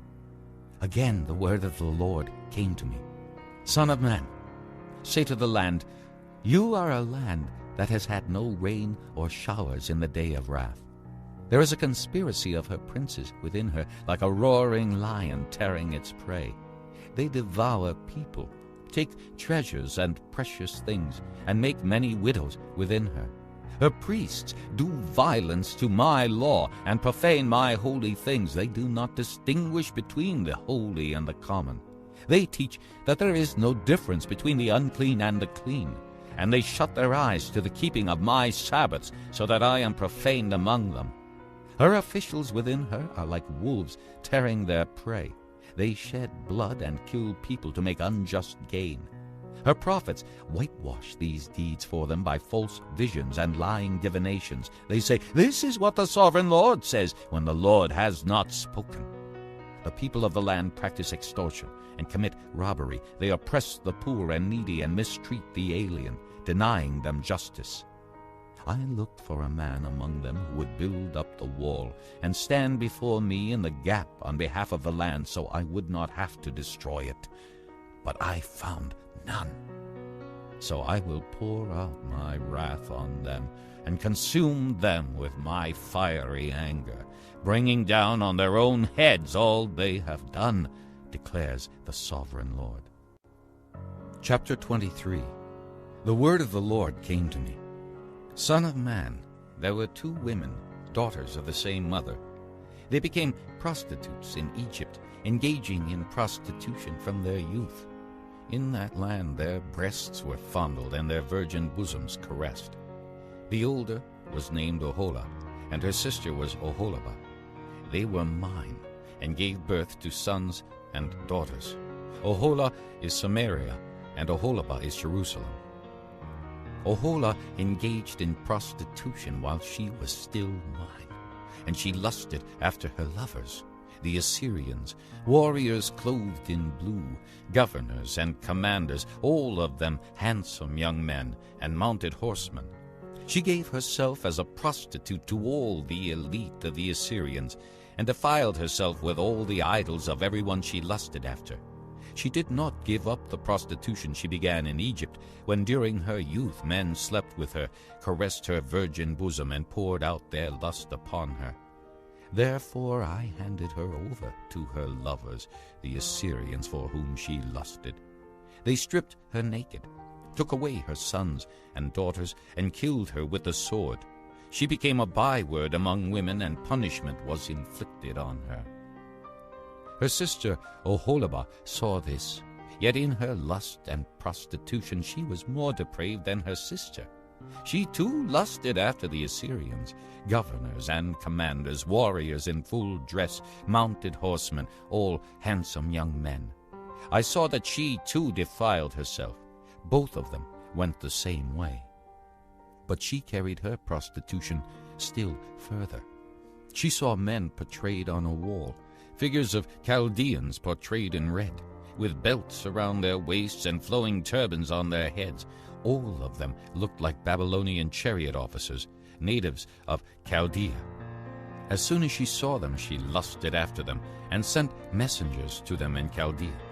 Then the Babylonians came to her to the bed of love, and in their lust they defiled her.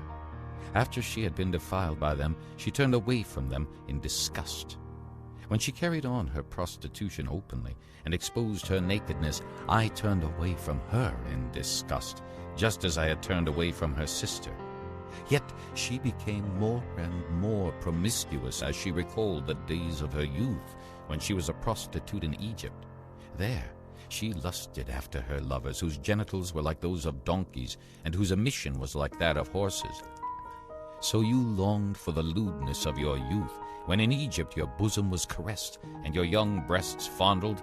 Therefore, Oholibah, this is what the sovereign Lord says: I will stir up your lovers against you, those you turned away from in disgust, and I will bring them against you from every side, the Babylonians and the Chaldeans, the men of Pekod and Shoah and Koah, and all the Assyrians with them, handsome young men, all of them governors and commanders, chariot officers, and men of high rank, all mounted on horses.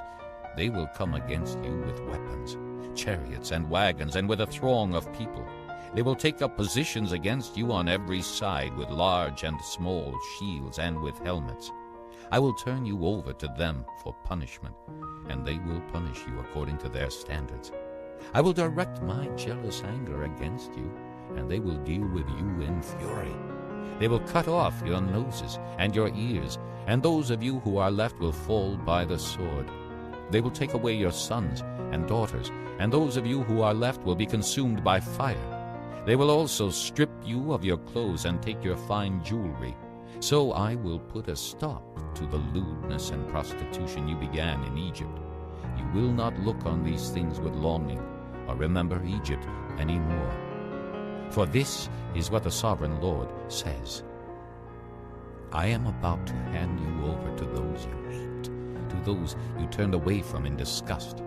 They will deal with you in hatred and take away everything you have worked for. They will leave you naked and bare, and the shame of your prostitution will be exposed. Your lewdness and promiscuity have brought this upon you, because you lusted after the nations and defiled yourself with their idols. You have gone the way of your sister, so I will put her cup into your hand. This is what the sovereign Lord says: You will drink your sister's cup, a cup large and deep. It will bring scorn and derision, for it holds so much. You will be filled with drunkenness and sorrow, the cup of ruin and desolation, the cup of your sister Samaria. You will drink it and drain it dry. You will dash it to pieces and tear your breasts. I have spoken, declares the sovereign Lord. Therefore, this is what the sovereign Lord says. Since you have forgotten me and thrust me behind your back, you must bear the consequences of your lewdness and prostitution. The Lord said to me, Son of man, will you judge Oholah and Oholibah? Then confront them with their detestable practices, for they have committed adultery, and blood is on their hands. They committed adultery with their idols. They even sacrificed their children whom they bore to me as food for them. They have also done this to me. At that same time they defiled my sanctuary and desecrated my Sabbaths. On the very day they sacrificed their children to their idols, they entered my sanctuary and desecrated it. That is what they did in my house. They even sent messengers for men who came from far away, and when they arrived, you bathed yourself for them, painted your eyes, and put on your jewelry. You sat on an elegant couch, with a table spread before it, on which you had placed the incense and oil that belonged to me. The noise of a carefree crowd was around her. Sabaeans were brought from the desert, along with men from the rabble, and they put bracelets on the arms of the woman and her sister, and beautiful crowns on their heads. Then I said about the one worn out by adultery, Now let them use her as a prostitute, for that is all she is. And they slept with her. As men sleep with a prostitute, so they slept with those lewd women, Oholah and Oholibah. But righteous men will sentence them to the punishment of women who commit adultery and shed blood, because they are adulterous, and blood is on their hands. This is what the sovereign Lord says. Bring a mob against them and give them over to terror and plunder. The mob will stone them and cut them down with their swords. They will kill their sons and daughters and burn down their houses. So I will put an end to lewdness in the land, that all women may take warning and not imitate you. You will suffer the penalty for your lewdness, and bear the consequences of your sins of idolatry. Then you will know that I am the sovereign Lord. Chapter 24. In the 9th year, in the 10th month, on the 10th day, the word of the Lord came to me. Son of man, record this date, this very date, because the king of Babylon has laid siege to Jerusalem this very day. Tell this rebellious house a parable, and say to them, This is what the sovereign Lord says. Put on the cooking pot, put it on and pour water into it. Put into it the pieces of meat, all the choice pieces, the leg and the shoulder. Fill it with the best of these bones. Take the pick of the flock. Pile wood beneath it for the bones. Bring it to a boil and cook the bones in it. For this is what the sovereign Lord says. Woe to the city of bloodshed, to the pot now encrusted, whose deposit will not go away.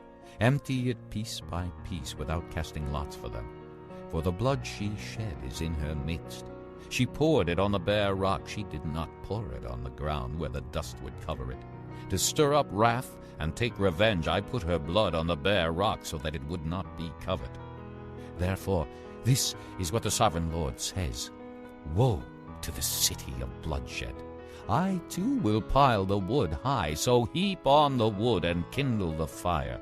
Cook the meat well, mixing in the spices, and let the bones be charred. Then set the empty pot on the coals till it becomes hot, and its copper glows, so its impurities may be melted and its deposit burned away. It has frustrated all efforts. Its heavy deposit has not been removed, not even by fire. Now your impurity is lewdness. Because I tried to cleanse you, but you would not be cleansed from your impurity, you will not be clean again until my wrath against you has subsided. I, the Lord, have spoken. The time has come for me to act. I will not hold back. I will not have pity, nor will I relent. You will be judged according to your conduct and your actions, declares the sovereign Lord. The word of the Lord came to me. Son of man, with one blow I am about to take away from you the delight of your eyes. Yet do not lament, or weep, or shed any tears. Groan quietly. Do not mourn for the dead. Keep your turban fastened and your sandals on your feet. Do not cover the lower part of your face, or eat the customary food of mourners. So I spoke to the people in the morning, and in the evening my wife died. The next morning I did as I had been commanded. Then the people asked me, "Won't you tell us what these things have to do with us?" So I said to them, "The word of the Lord came to me. Say to the house of Israel, this is what the sovereign Lord says. I am about to desecrate my sanctuary, the stronghold in which you take pride, the delight of your eyes, the object of your affection. The sons and daughters you left behind will fall by the sword, and you will do as I have done. You will not cover the lower part of your face, or eat the customary food of mourners. You will keep your turbans on your heads and your sandals on your feet. You will not mourn or weep, but will waste away because of your sins, and groan among yourselves. Ezekiel will be assigned to you. You will do just as he has done. When this happens, you will know that I am the sovereign Lord. And you, Son of Man, on the day I take away their stronghold, their joy and glory, the delight of their eyes, their heart's desire, and their sons and daughters as well. On that day a fugitive will come to tell you the news. At that time your mouth will be opened. You will speak with him and will no longer be silent. So you will be assigned to them, and they will know that I am the Lord." This concludes disc number 43. Chapter 25. The word of the Lord came to me. "Son of man, set your face against the Ammonites and prophesy against them. Say to them, Hear the word of the sovereign Lord. This is what the sovereign Lord says. Because you said, Aha, over my sanctuary when it was desecrated, and over the land of Israel when it was laid waste, and over the people of Judah when they went into exile, therefore I am going to give you to the people of the east as a possession. They will set up their camps and pitch their tents among you. They will eat your fruit and drink your milk. I will turn Rabbah into a pasture for camels, and Ammon into a resting place for sheep. Then you will know that I am the Lord. For this is what the sovereign Lord says. Because you have clapped your hands and stamped your feet, rejoicing with all the malice of your heart against the land of Israel, therefore I will stretch out my hand against you, and give you as plunder to the nations. I will cut you off from the nations and exterminate you from the countries. I will destroy you, and you will know that I am the Lord. This is what the sovereign Lord says. Because Moab and Seir said, Look, the house of Judah has become like all the other nations. Therefore I will expose the flank of Moab, beginning at its frontier towns, Beth-Jeshimoth, Baal-Maon, and Kiriathaim, the glory of that land. I will give Moab along with the Ammonites to the people of the east as a possession, so that the Ammonites will not be remembered among the nations. And I will inflict punishment on Moab. Then they will know that I am the Lord. This is what the sovereign Lord says. Because Edom took revenge on the house of Judah, and became very guilty by doing so, therefore this is what the sovereign Lord says. I will stretch out my hand against Edom, and kill its men and their animals. I will lay it waste, and from Teman to Dedan they will fall by the sword. I will take vengeance on Edom by the hand of my people Israel. And they will deal with Edom in accordance with my anger and my wrath. They will know my vengeance, declares the sovereign Lord. This is what the sovereign Lord says.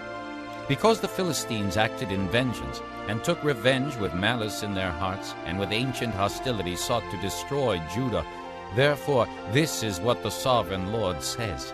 I am about to stretch out my hand against the Philistines, and I will cut off the Kerethites and destroy those remaining along the coast. I will carry out great vengeance on them and punish them in my wrath. Then they will know that I am the Lord when I take vengeance on them. Chapter 26.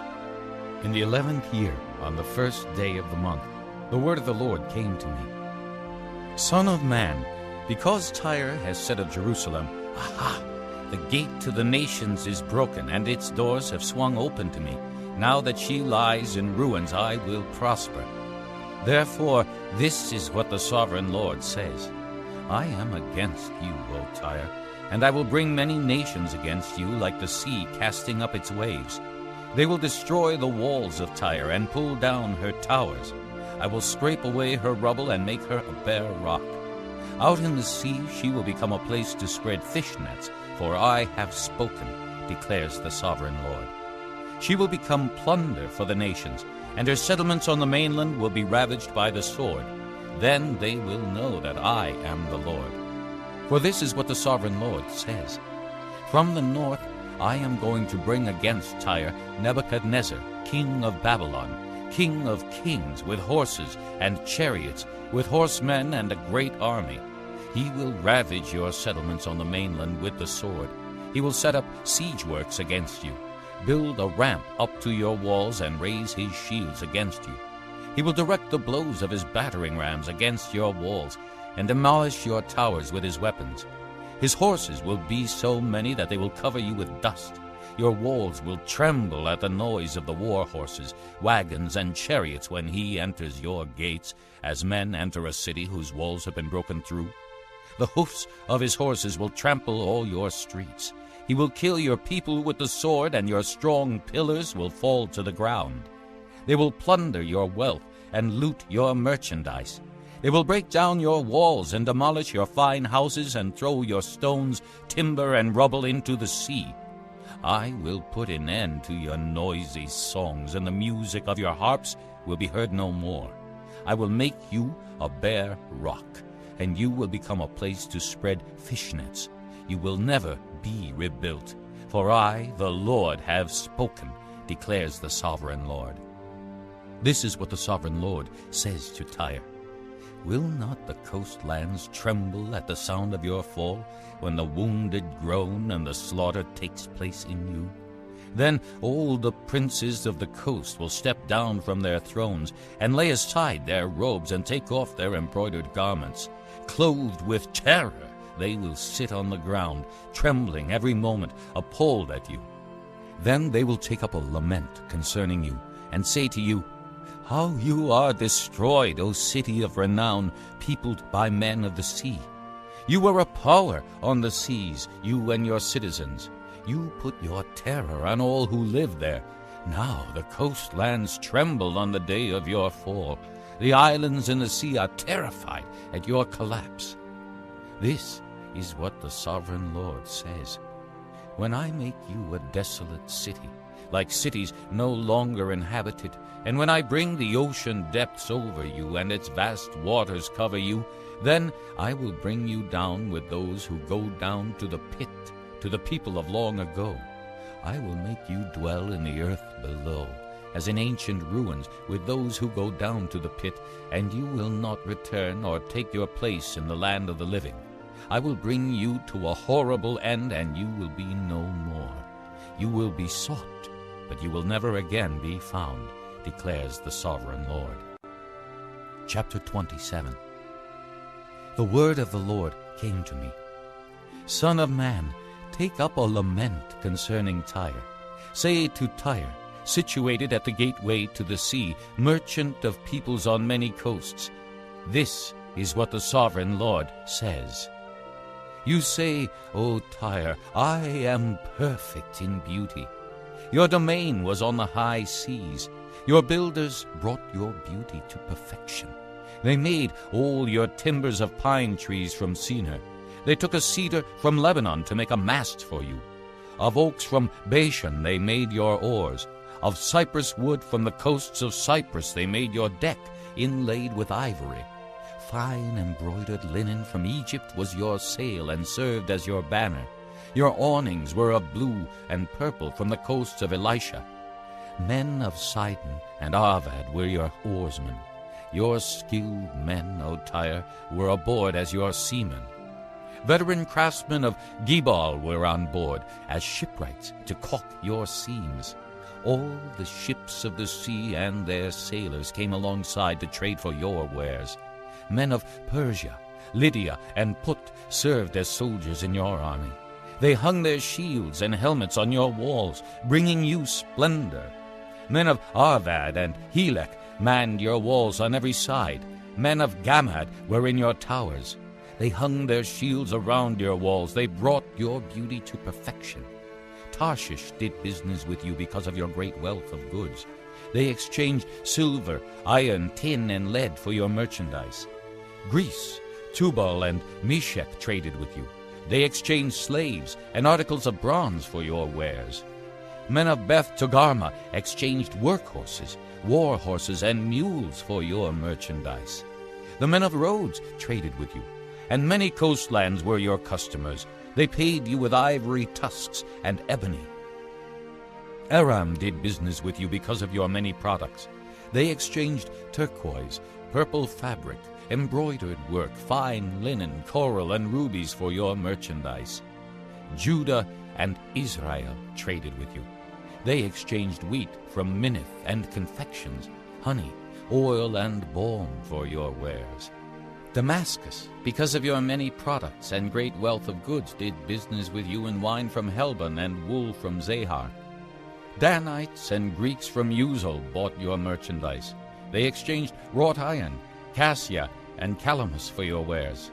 Dedan traded in saddle blankets with you. Arabia and all the princes of Kedar were your customers. They did business with you in lambs, rams, and goats. The merchants of Sheba and Raamah traded with you. For your merchandise they exchanged the finest of all kinds of spices and precious stones and gold. Haran, Cana, and Eden, and merchants of Sheba, Asher, and Kilmad traded with you. In your marketplace they traded with you beautiful garments, blue fabric, embroidered work, and multicolored rugs with cords twisted and tightly knotted. The ships of Tarshish serve as carriers for your wares. You are filled with heavy cargo in the heart of the sea. Your oarsmen take you out to the high seas, but the east wind will break you to pieces in the heart of the sea. Your wealth, merchandise, and wares, your mariners, seamen, and shipwrights, your merchants, and all your soldiers, and everyone else on board will sink into the heart of the sea on the day of your shipwreck. The shorelands will quake when your seamen cry out. All who handle the oars will abandon their ships. The mariners and all the seamen will stand on the shore. They will raise their voice and cry bitterly over you. They will sprinkle dust on their heads and roll in ashes. They will shave their heads because of you and will put on sackcloth. They will weep over you with anguish of soul and with bitter mourning.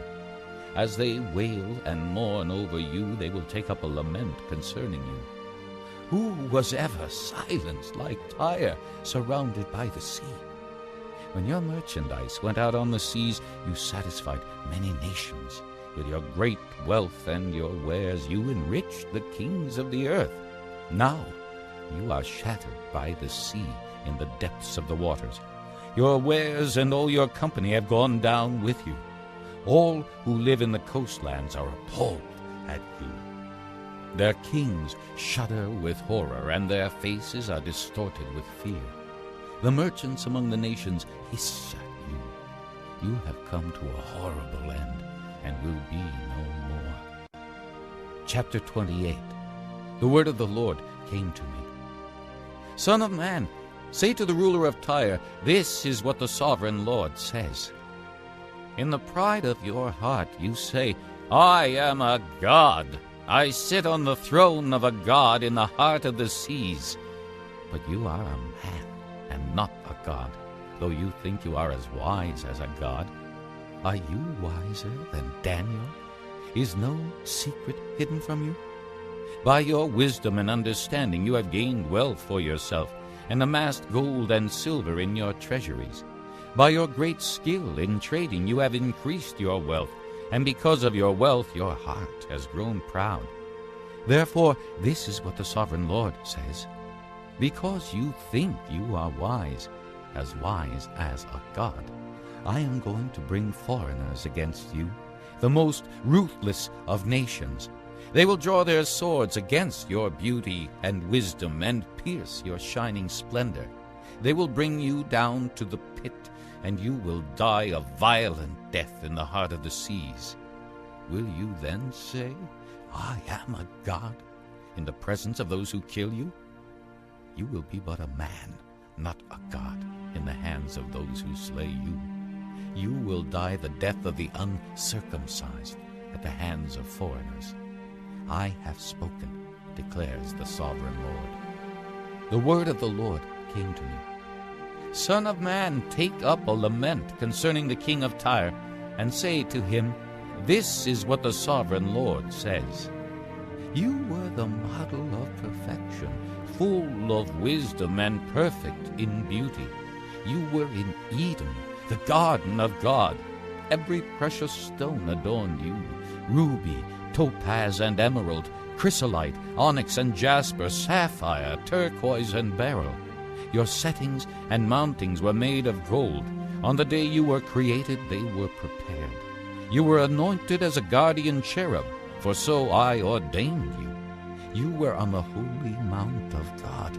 You walked among the fiery stones. You were blameless in your ways from the day you were created till wickedness was found in you.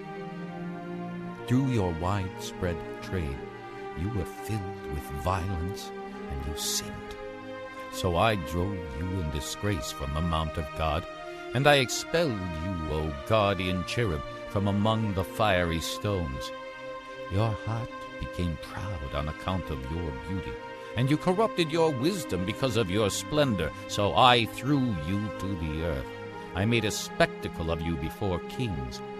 By your many sins and dishonest trade, you have desecrated your sanctuaries. So I made a fire come out from you, and it consumed you, and I reduced you to ashes on the ground in the sight of all who were watching. All the nations who knew you are appalled at you. You have come to a horrible end, and will be no more. The word of the Lord came to me. Son of man, set your face against Sidon, prophesy against her, and say, This is what the sovereign Lord says. I am against you, O Sidon, and I will gain glory within you. They will know that I am the Lord when I inflict punishment on her and show myself holy within her. I will send a plague upon her, and make blood flow in her streets. The slain will fall within her, with a sword against her on every side.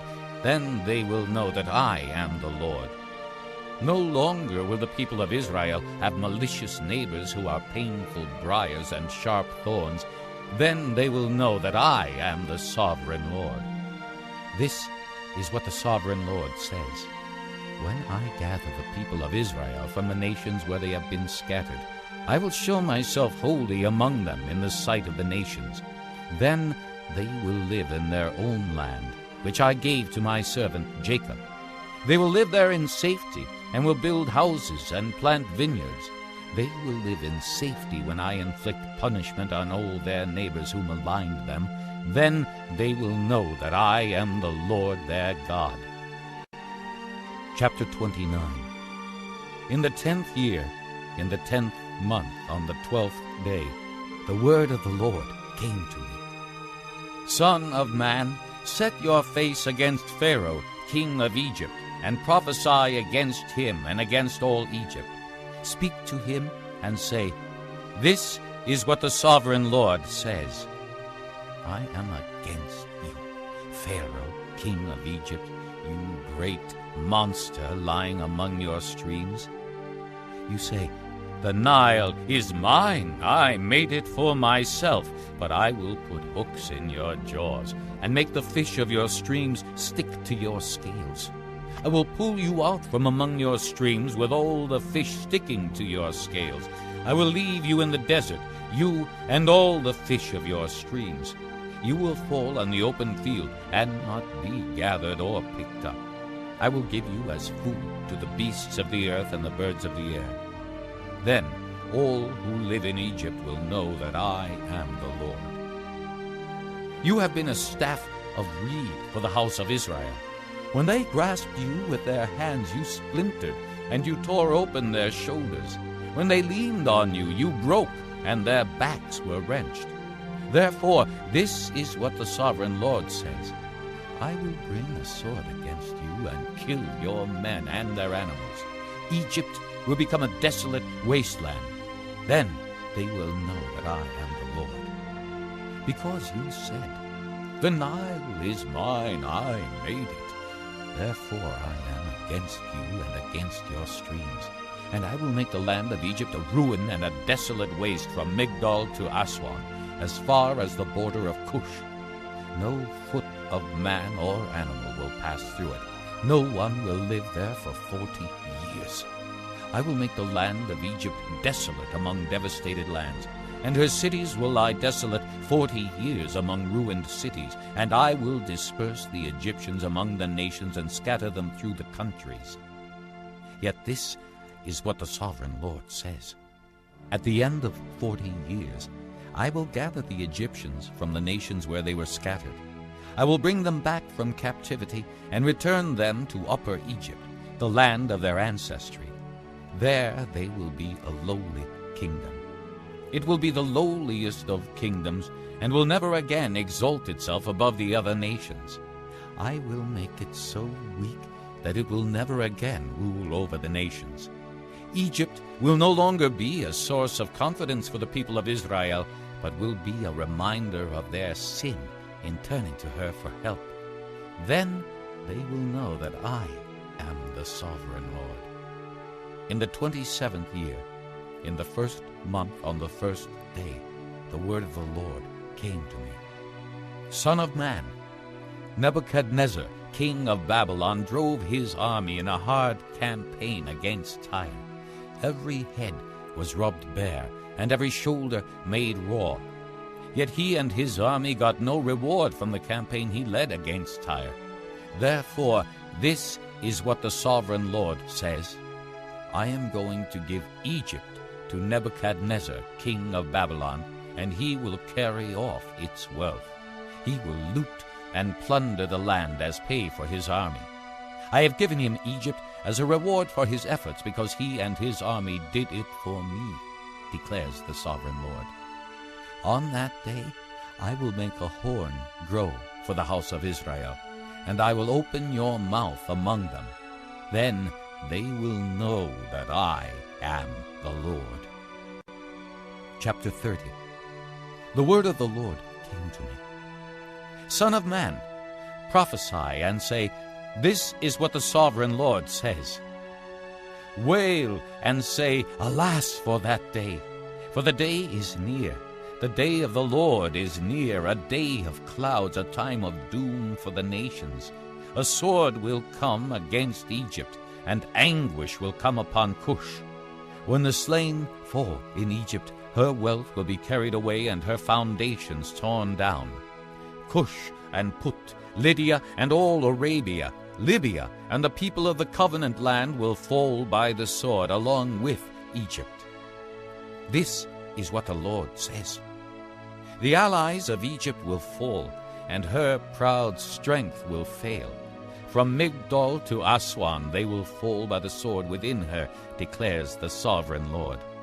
They will be desolate among desolate lands, and their cities will lie among ruined cities. Then they will know that I am the Lord, when I set fire to Egypt, and all her helpers are crushed. On that day, messengers will go out from me in ships to frighten Cush out of her complacency. Anguish will take hold of them on the day of Egypt's doom, for it is sure to come. This is what the sovereign Lord says. I will put an end to the hordes of Egypt by the hand of Nebuchadnezzar, king of Babylon. He and his army, the most ruthless of nations, will be brought in to destroy the land. They will draw their swords against Egypt and fill the land with the slain. I will dry up the streams of the Nile and sell the land to evil men. By the hand of foreigners I will lay waste the land and everything in it. I, the Lord, have spoken. This is what the sovereign Lord says. I will destroy the idols and put an end to the images in Memphis. No longer will there be a prince in Egypt, and I will spread fear throughout the land. I will lay waste Upper Egypt, set fire to Zoan, and inflict punishment on Thebes. I will pour out my wrath on Pelusium, the stronghold of Egypt, and cut off the hordes of Thebes. I will set fire to Egypt. Pelusium will writhe in agony. Thebes will be taken by storm. Memphis will be in constant distress. The young men of Heliopolis and Bubastis will fall by the sword, and the cities themselves will go into captivity. Dark will be the day at Tahpanhes, when I break the yoke of Egypt. There her proud strength will come to an end. She will be covered with clouds, and her villages will go into captivity. So I will inflict punishment on Egypt, and they will know that I am the Lord. In the 11th year, in the 1st month on the 7th day, the word of the Lord came to me. Son of man, I have broken the arm of Pharaoh, king of Egypt. It has not been bound up for healing or put in a splint so as to become strong enough to hold a sword. Therefore, this is what the sovereign Lord says. I am against Pharaoh, king of Egypt. I will break both his arms, the good arm as well as the broken one, and make the sword fall from his hand. I will disperse the Egyptians among the nations and scatter them through the countries. I will strengthen the arms of the king of Babylon and put my sword in his hand. But I will break the arms of Pharaoh, and he will groan before him like a mortally wounded man. I will strengthen the arms of the king of Babylon, but the arms of Pharaoh will fall limp. Then they will know that I am the Lord, when I put my sword into the hand of the king of Babylon, and he brandishes it against Egypt. I will disperse the Egyptians among the nations and scatter them through the countries. Then they will know that I am the Lord. Chapter 31. In the 11th year, in the 3rd month, on the 1st day, the word of the Lord came to me. Son of man, say to Pharaoh, king of Egypt, and to his hordes, who can be compared with you in majesty? Consider Assyria, once a cedar in Lebanon with beautiful branches overshadowing the forest. It towered on high, its top above the thick foliage. The waters nourished it. Deep springs made it grow tall. Their streams flowed all around its base and sent their channels to all the trees of the field. So it towered higher than all the trees of the field. Its boughs increased and its branches grew long, spreading because of abundant waters. All the birds of the air nested in its boughs. All the beasts of the field gave birth under its branches. All the great nations lived in its shade. It was majestic in beauty, with its spreading boughs, for its roots went down to abundant waters. The cedars in the garden of God could not rival it, nor could the pine trees equal its boughs, nor could the plane trees compare with its branches. No tree in the garden of God could match its beauty. I made it beautiful, with abundant branches, the envy of all the trees of Eden in the garden of God. Therefore, this is what the sovereign Lord says. Because it towered on high, lifting its top above the thick foliage, and because it was proud of its height, I handed it over to the ruler of the nations, for him to deal with according to its wickedness. I cast it aside, and the most ruthless of foreign nations cut it down and left it.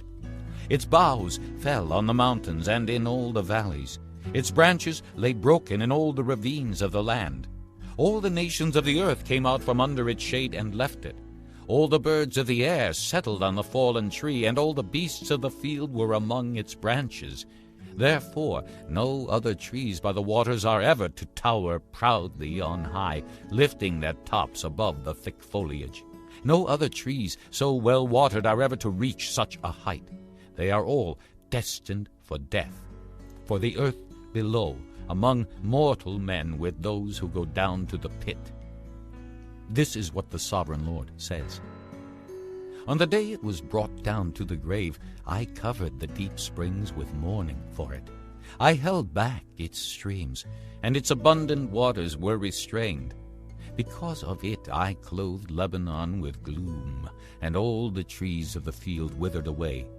I made the nations tremble at the sound of its fall when I brought it down to the grave with those who go down to the pit. Then all the trees of Eden, the choicest and best of Lebanon, all the trees that were well watered, were consoled in the earth below. Those who lived in its shade, its allies among the nations, had also gone down to the grave with it, joining those killed by the sword. Which of the trees of Eden can be compared with you in splendor and majesty? Yet you too will be brought down with the trees of Eden to the earth below. You will lie among the uncircumcised, with those killed by the sword.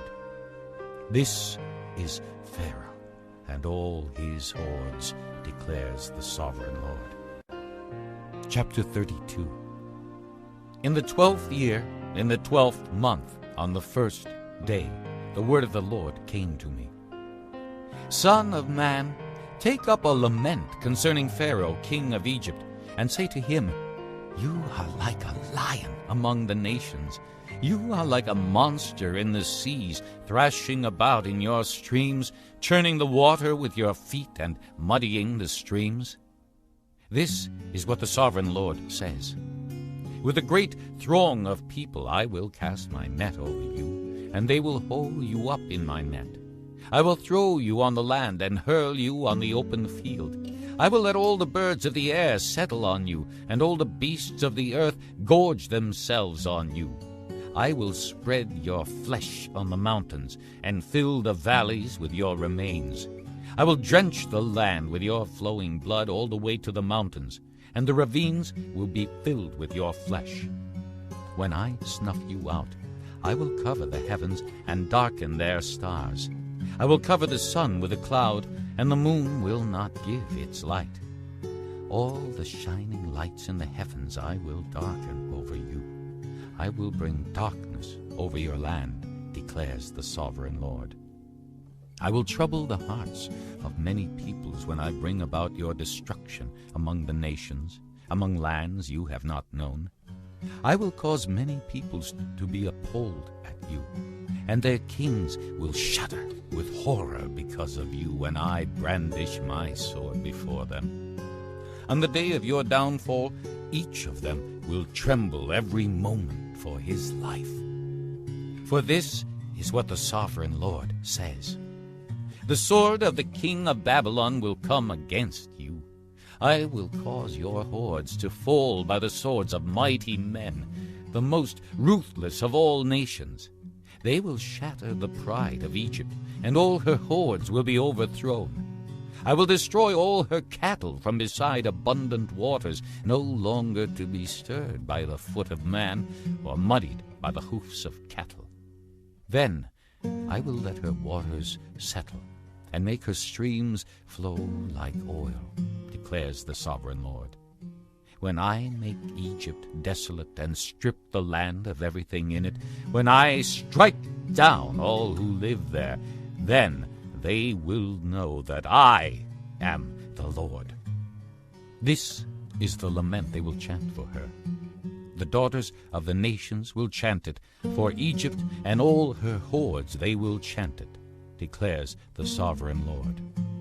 In the 12th year, on the 15th day of the month, the word of the Lord came to me.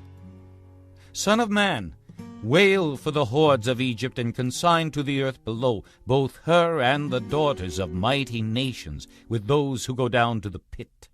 Say to them, Are you more favored than others? Go down and be laid among the uncircumcised.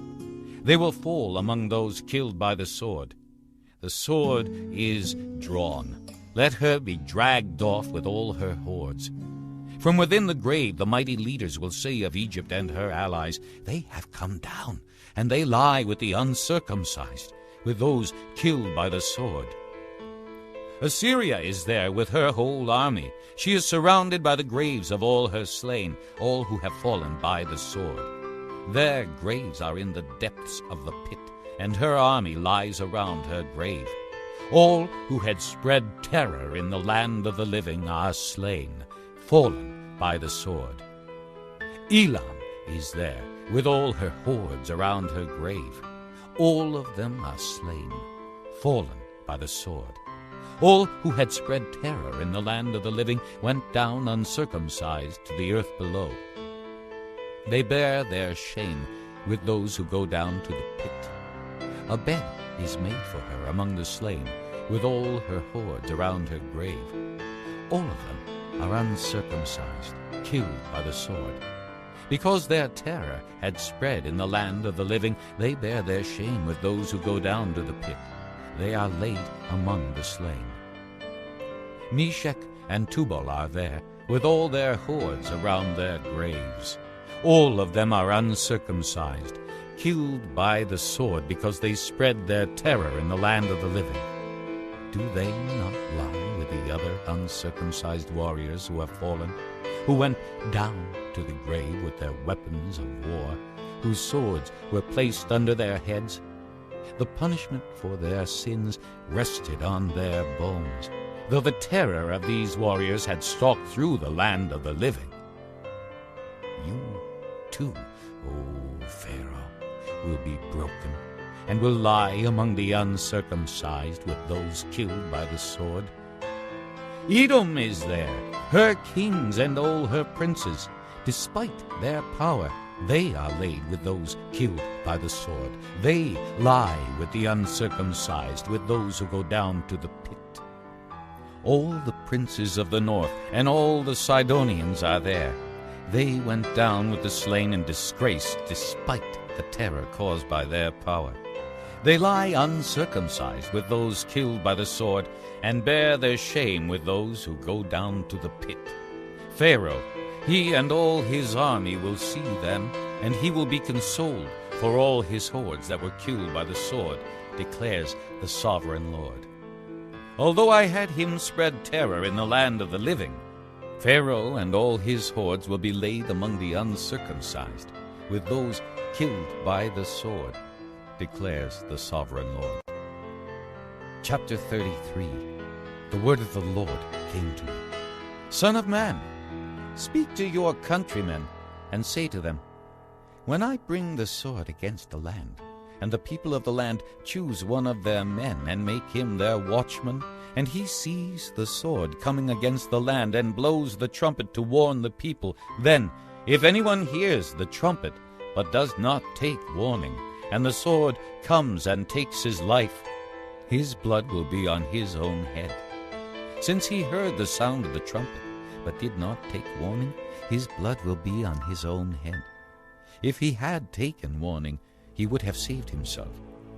But if the watchman sees the sword coming, and does not blow the trumpet to warn the people, and the sword comes and takes the life of one of them, that man will be taken away because of his sin, but I will hold the watchman accountable for his blood.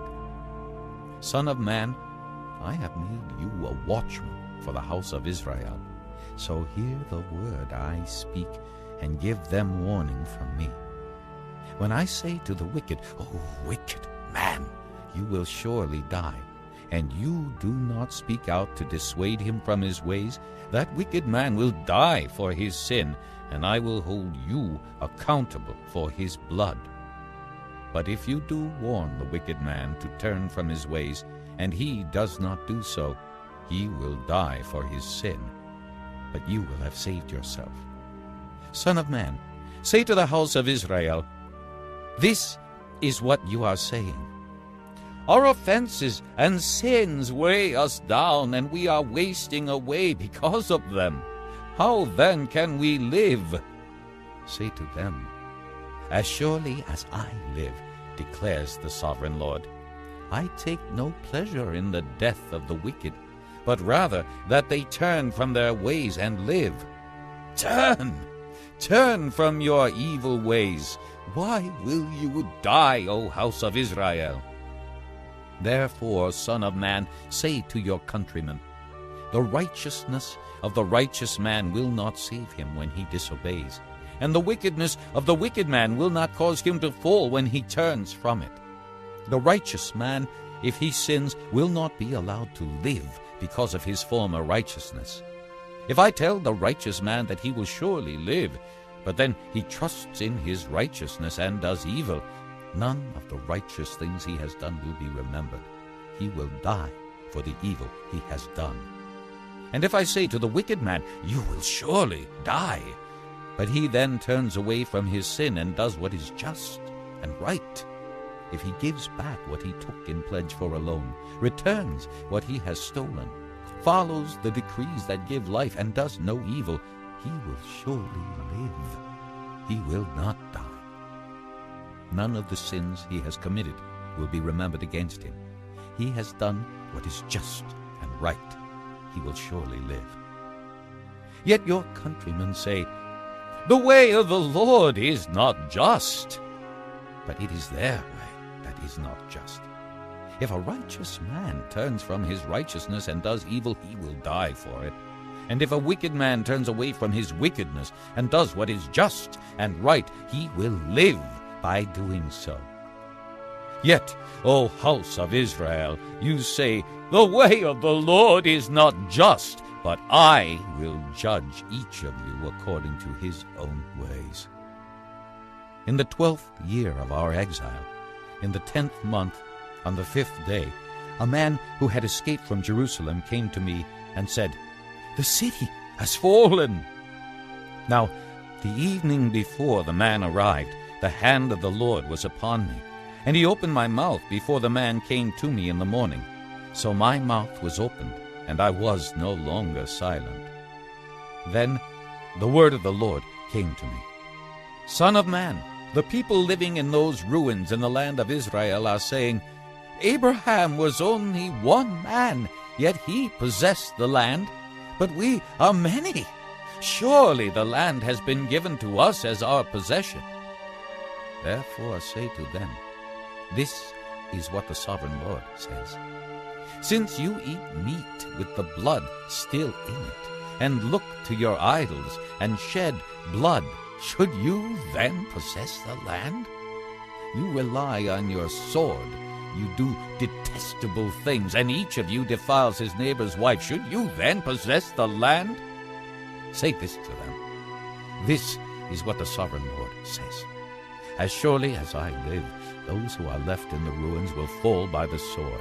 Those out in the country I will give to the wild animals to be devoured, and those in strongholds and caves will die of a plague. I will make the land a desolate waste, and her proud strength will come to an end, and the mountains of Israel will become desolate, so that no one will cross them. Then they will know that I am the Lord, when I have made the land a desolate waste because of all the detestable things they have done. As for you, son of man, your countrymen are talking together about you by the walls and at the doors of the houses, saying to each other, come and hear the message that has come from the Lord. My people come to you, as they usually do, and sit before you to listen to your words, but they do not put them into practice. With their mouths they express devotion, but their hearts are greedy for unjust gain. Indeed, to them you are nothing more than one who sings love songs with a beautiful voice and plays an instrument well, for they hear your words, but do not put them into practice. When all this comes true, and it surely will, then they will know that a prophet has been among them. Chapter 34. The word of the Lord came to me. Son of man, prophesy against the shepherds of Israel. Prophesy and say to them, this is what the sovereign Lord says. Woe to the shepherds of Israel, who only take care of themselves. Should not shepherds take care of the flock? You eat the curds, clothe yourselves with the wool, and slaughter the choice animals, but you do not take care of the flock. You have not strengthened the weak, or healed the sick, or bound up the injured. You have not brought back the strays, or searched for the lost. You have ruled them harshly and brutally. So they were scattered because there was no shepherd, and when they were scattered they became food for all the wild animals. My sheep wandered over all the mountains and on every high hill. They were scattered over the whole earth, and no one searched or looked for them. Therefore, you shepherds, hear the word of the Lord. As surely as I live, declares the sovereign Lord, because my flock lacks a shepherd, and so has been plundered, and has become food for all the wild animals, and because my shepherds did not search for my flock, but cared for themselves rather than for my flock, therefore, O shepherds, hear the word of the Lord. This is what the sovereign Lord says. I am against the shepherds, and will hold them accountable for my flock. I will remove them from tending the flock, so that the shepherds can no longer feed themselves. I will rescue my flock from their mouths, and it will no longer be food for them. For this is what the sovereign Lord says. I myself will search for my sheep and look after them. As a shepherd looks after his scattered flock when he is with them, so will I look after my sheep. I will rescue them from all the places where they were scattered on a day of clouds and darkness. I will bring them out from the nations, and gather them from the countries, and I will bring them into their own land. I will pasture them on the mountains of Israel, in the ravines, and in all the settlements in the land. I will tend them in a good pasture, and the mountain heights of Israel will be their grazing land. There they will lie down in good grazing land, and there they will feed in a rich pasture on the mountains of Israel. I myself will tend my sheep and have them lie down, declares the sovereign Lord. I will search for the lost and bring back the strays. I will bind up the injured and strengthen the weak, but the sleek and the strong I will destroy. I will shepherd the flock with justice. As for you, my flock, this is what the sovereign Lord says. I will judge between one sheep and another, and between rams and goats. Is it not enough for you to feed on the good pasture? Must you also trample the rest of your pasture with your feet? Is it not enough for you to drink clear water? Must you also muddy the rest with your feet? Must my flock feed on what you have trampled, and drink what you have muddied with your feet? Therefore, this is what the sovereign Lord says to them. See, I myself will judge between the fat sheep and the lean sheep. Because you shove with flank and shoulder, butting all the weak sheep with your horns until you have driven them away, I will save my flock, and they will no longer be plundered. I will judge between one sheep and another. I will place over them one shepherd, my servant David, and he will tend them. He will tend them and be their shepherd. I, the Lord, will be their God, and my servant David will be prince among them. I, the Lord, have spoken. I will make a covenant of peace with them, and rid the land of wild beasts, so that they may live in the desert and sleep in the forests in safety. I will bless them and the places surrounding my hill. I will send down showers in season. There will be showers of blessing. The trees of the field will yield their fruit, and the ground will yield its crops. The people will be secure in their land. They will know that I am the Lord when I break the bars of their yoke and rescue them from the hands of those who enslaved them. They will no longer be plundered by the nations, nor will wild animals devour them. They will live in safety, and no one will make them afraid. I will provide for them a land renowned for its crops, and they will no longer be victims of famine in the land, or bear the scorn of the nations. Then they will know that I, the Lord their God, am with them, and that they, the house of Israel, are my people, declares the sovereign Lord. You, my sheep, the sheep of my pasture, are people, and I am your God, declares the sovereign Lord. Chapter 35. The word of the Lord came to me. Son of man, set your face against Mount Seir, prophesy against it, and say, This is what the sovereign Lord says. I am against you, Mount Seir, and I will stretch out my hand against you and make you a desolate waste. I will turn your towns into ruins, and you will be desolate. Then you will know that I am the Lord. Because you harbored an ancient hostility and delivered the Israelites over to the sword at the time of their calamity, the time their punishment reached its climax, therefore, as surely as I live, declares the sovereign Lord, I will give you over to bloodshed, and it will pursue you. Since you did not hate bloodshed, bloodshed will pursue you. I will make Mount Seir a desolate waste, and cut off from it all who come and go. I will fill your mountains with the slain. Those killed by the sword will fall on your hills and in your valleys and in all your ravines. I will make you desolate forever. Your towns will not be inhabited. Then you will know that I am the Lord. Because you have said, These 2 nations and countries will be ours, and we will take possession of them, even though I, the Lord, was there.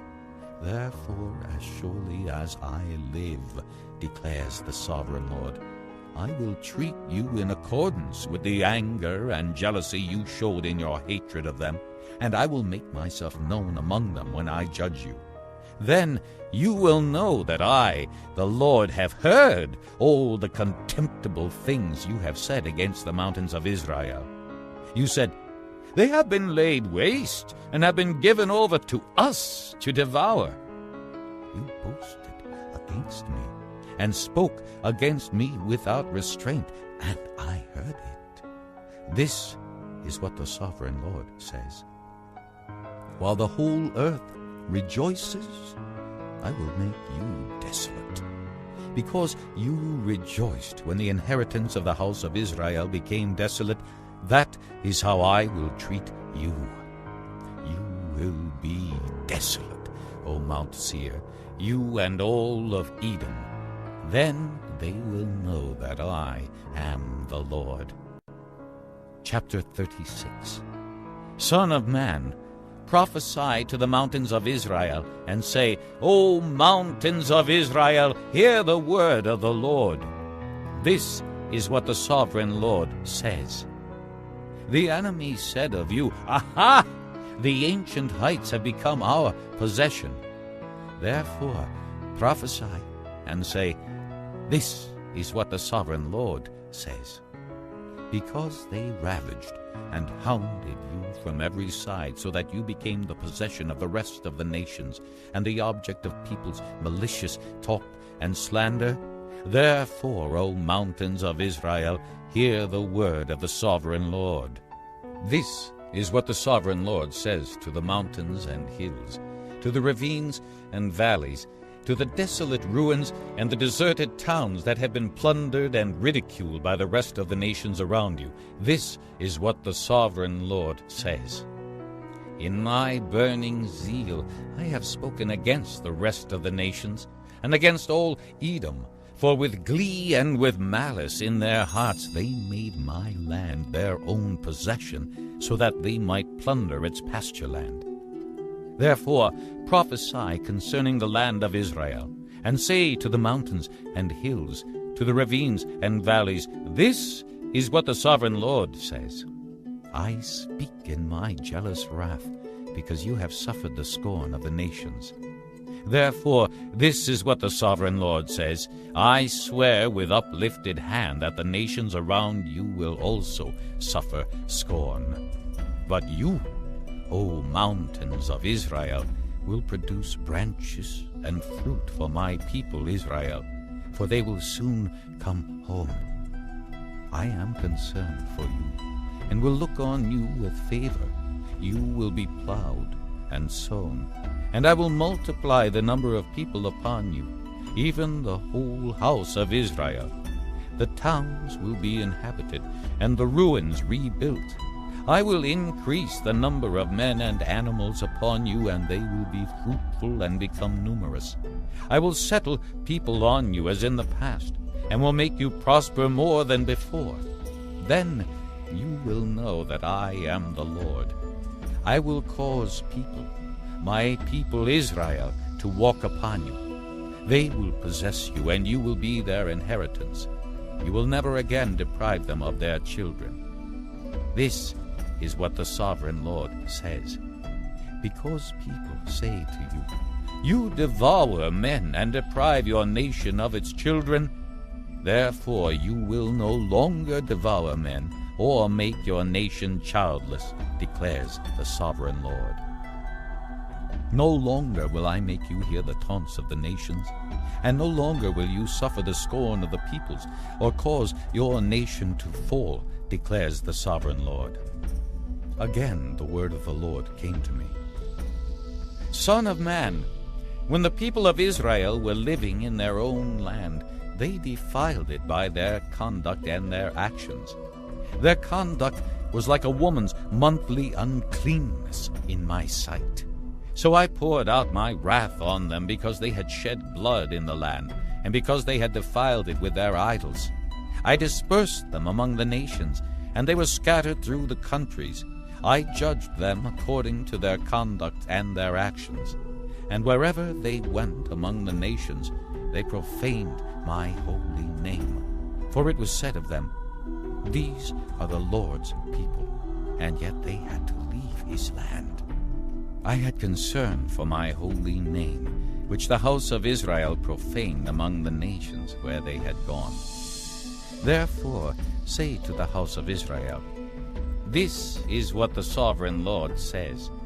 It is not for your sake, O house of Israel, that I am going to do these things, but for the sake of my holy name, which you have profaned among the nations where you have gone.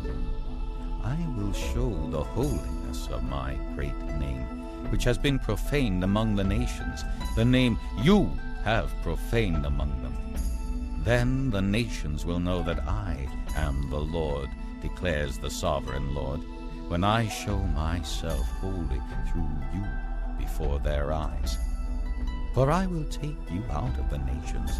I will gather you from all the countries and bring you back into your own land. I will sprinkle clean water on you, and you will be clean. I will cleanse you from all your impurities and from all your idols.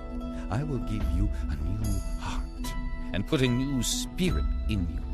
I will remove from you your heart of stone and give you a heart of flesh. And I will put my spirit in you and move you to follow my decrees and be careful to keep my laws. You will live in the land I gave your forefathers. You will be my people, and I will be your God.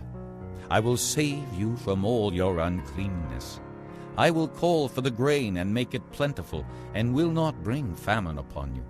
I will increase the fruit of the trees and the crops of the field, so that you will no longer suffer disgrace among the nations because of famine. Then you will remember your evil ways and wicked deeds, and you will loathe yourselves for your sins and detestable practices.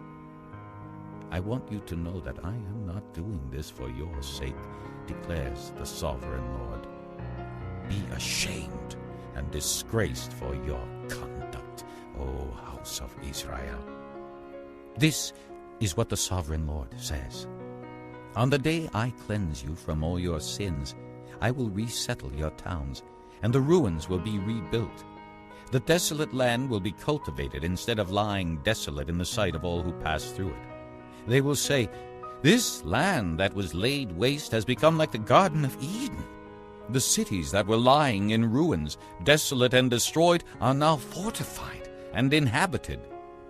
Then the nations around you that remain will know that I, the Lord, have rebuilt what was destroyed, and have replanted what was desolate. I, the Lord, have spoken, and I will do it.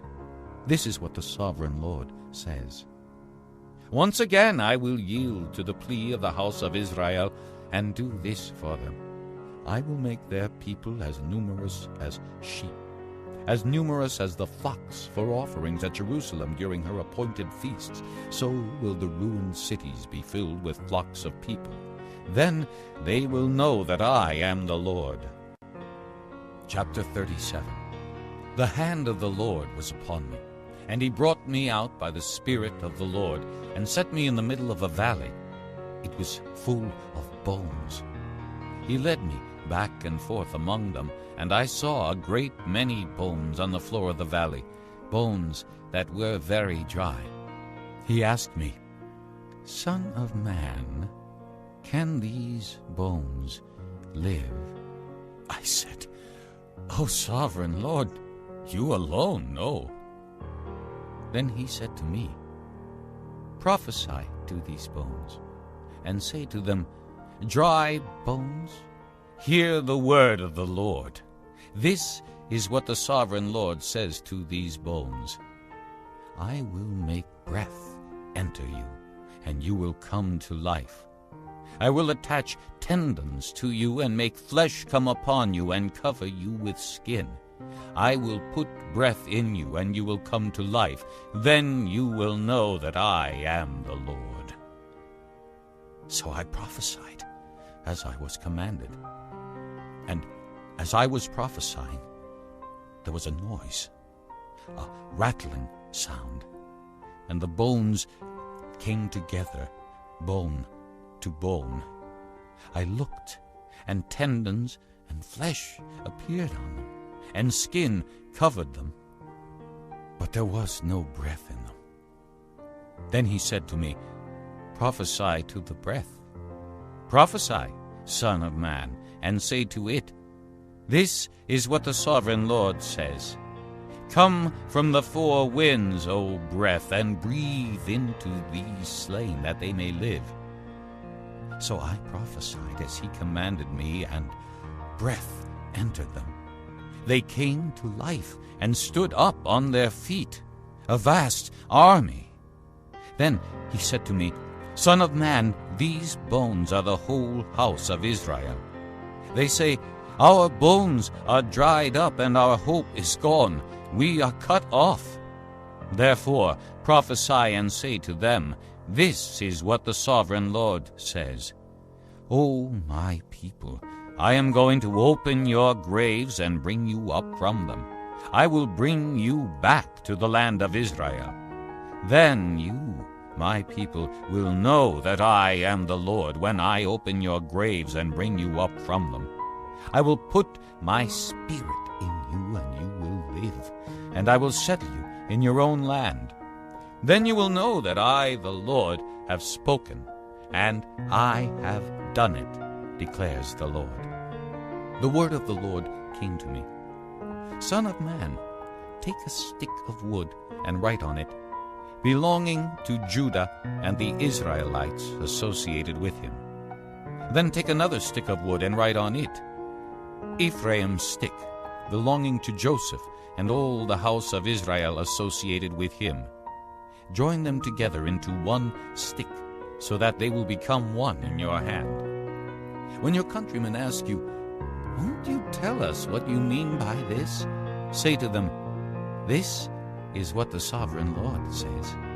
I am going to take the stick of Joseph, which is in Ephraim's hand, and of the Israelite tribes associated with him, and join it to Judah's stick, making them a single stick of wood, and they will become one in my hand. Hold before their eyes the sticks you have written on, and say to them, This is what the sovereign Lord says. I will take the Israelites out of the nations where they have gone. I will gather them from all around and bring them back into their own land. I will make them one nation in the land, on the mountains of Israel. There will be one king over all of them, and they will never again be two nations or be divided into two kingdoms. They will no longer defile themselves with their idols and vile images, or with any of their offenses, for I will save them from all their sinful backsliding, and I will cleanse them. They will be my people, and I will be their God. My servant David will be king over them, and they will all have one shepherd. They will follow my laws and be careful to keep my decrees. They will live in the land I gave to my servant Jacob, the land where your fathers lived. They and their children and their children's children will live there forever, and David my servant will be their prince forever. I will make a covenant of peace with them. It will be an everlasting covenant. I will establish them and increase their numbers, and I will put my sanctuary among them forever. My dwelling place will be with them. I will be their God, and they will be my people. Then the nations will know that I, the Lord, make Israel holy, when my sanctuary is among them forever. Chapter 38. The word of the Lord came to me. Son of man, set your face against Gog of the land of Magog, the chief prince of Meshech and Tubal. Prophesy against him and say, This is what the sovereign Lord says. I am against you, O Gog, chief prince of Meshech and Tubal. I will turn you around, put hooks in your jaws, and bring you out with your whole army, your horses, your horsemen fully armed, and a great horde with large and small shields, all of them brandishing their swords. Persia, Cush, and Put will be with them, all with shields and helmets. Also Gomer with all its troops, and Beth Togarmah from the far north with all its troops, the many nations with you. Get ready, be prepared, you and all the hordes gathered about you, and take command of them. After many days you will be called to arms.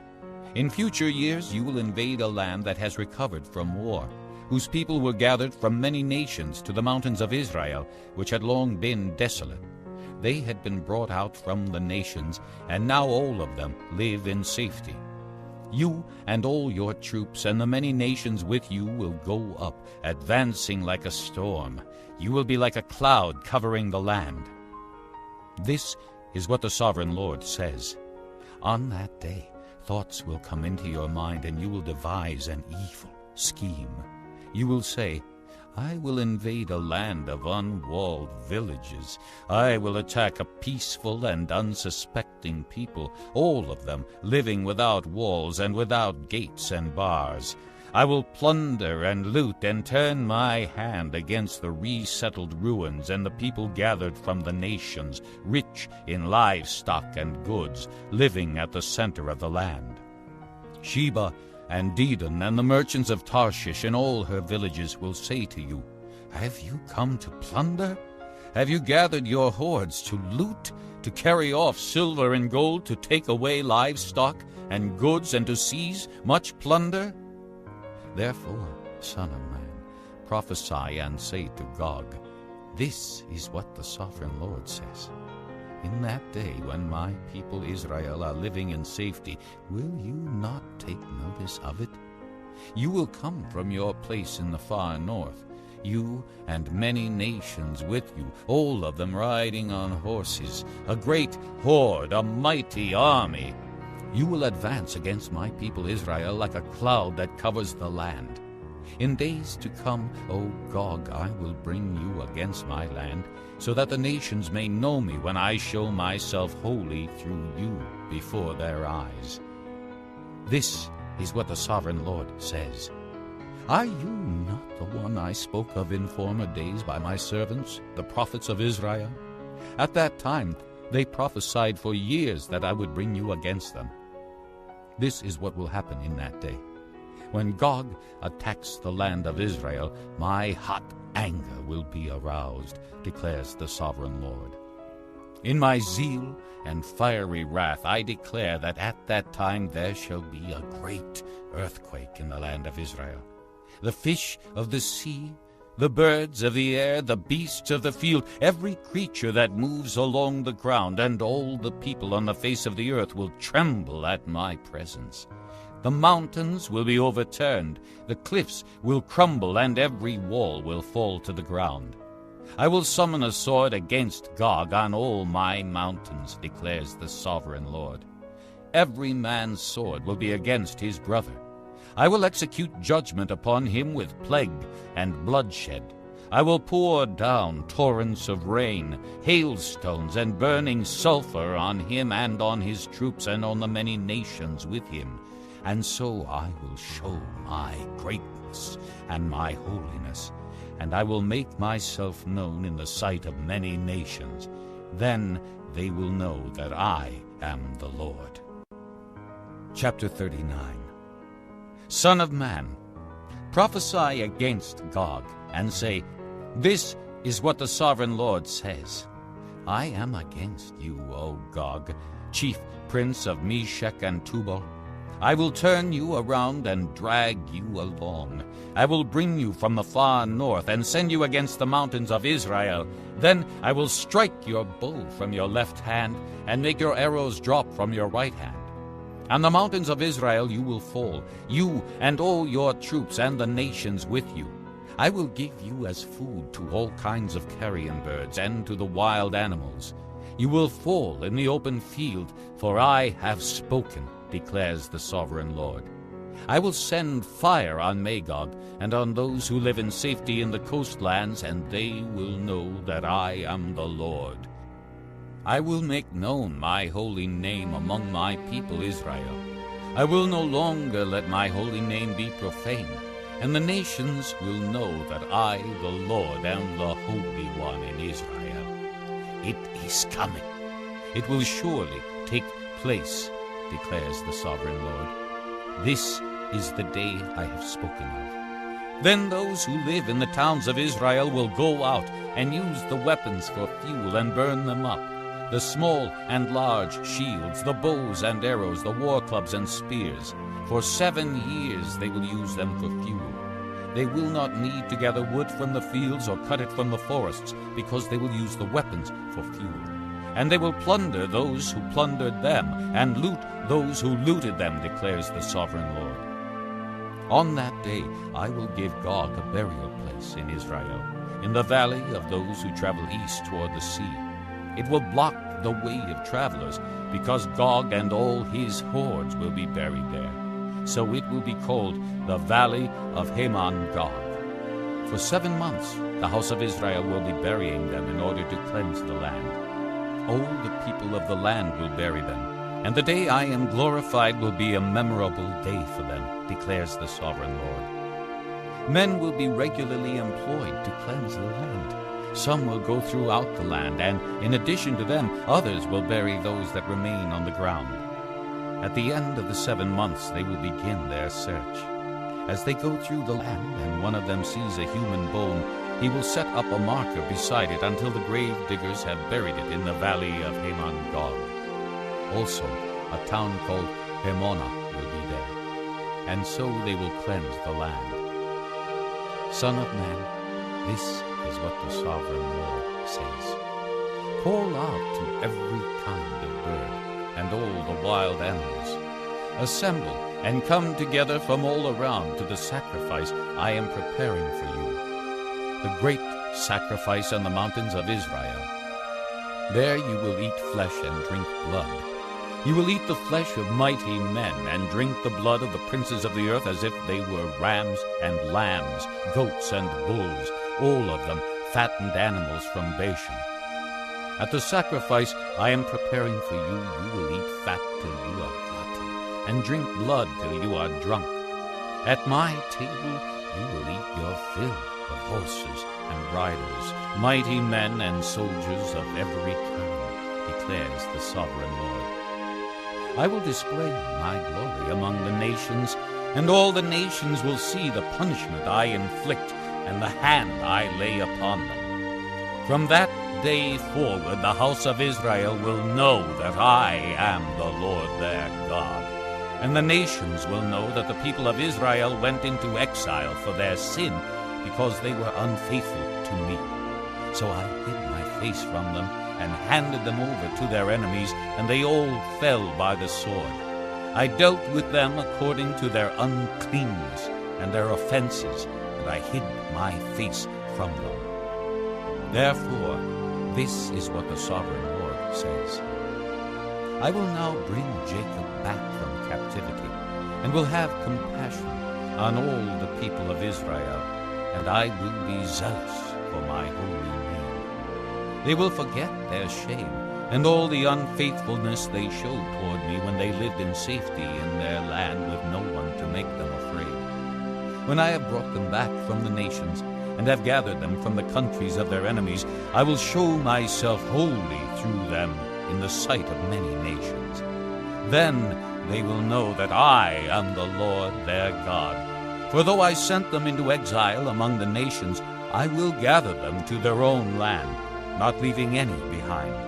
I will no longer hide my face from them, for I will pour out my spirit on the house of Israel, declares the sovereign Lord. This concludes disc number 44. Chapter 40. In the 25th year of our exile, at the beginning of the year, on the 10th of the month, in the 14th year after the fall of the city, on that very day the hand of the Lord was upon me, and he took me there. In visions of God, he took me to the land of Israel, and set me on a very high mountain, on whose south side were some buildings that looked like a city. He took me there, and I saw a man whose appearance was like bronze. He was standing in the gateway with a linen cord and a measuring rod in his hand. The man said to me, "Son of man, look with your eyes and hear with your ears, and pay attention to everything I am going to show you, for that is why you have been brought here. Tell the house of Israel everything you see." I saw a wall completely surrounding the temple area.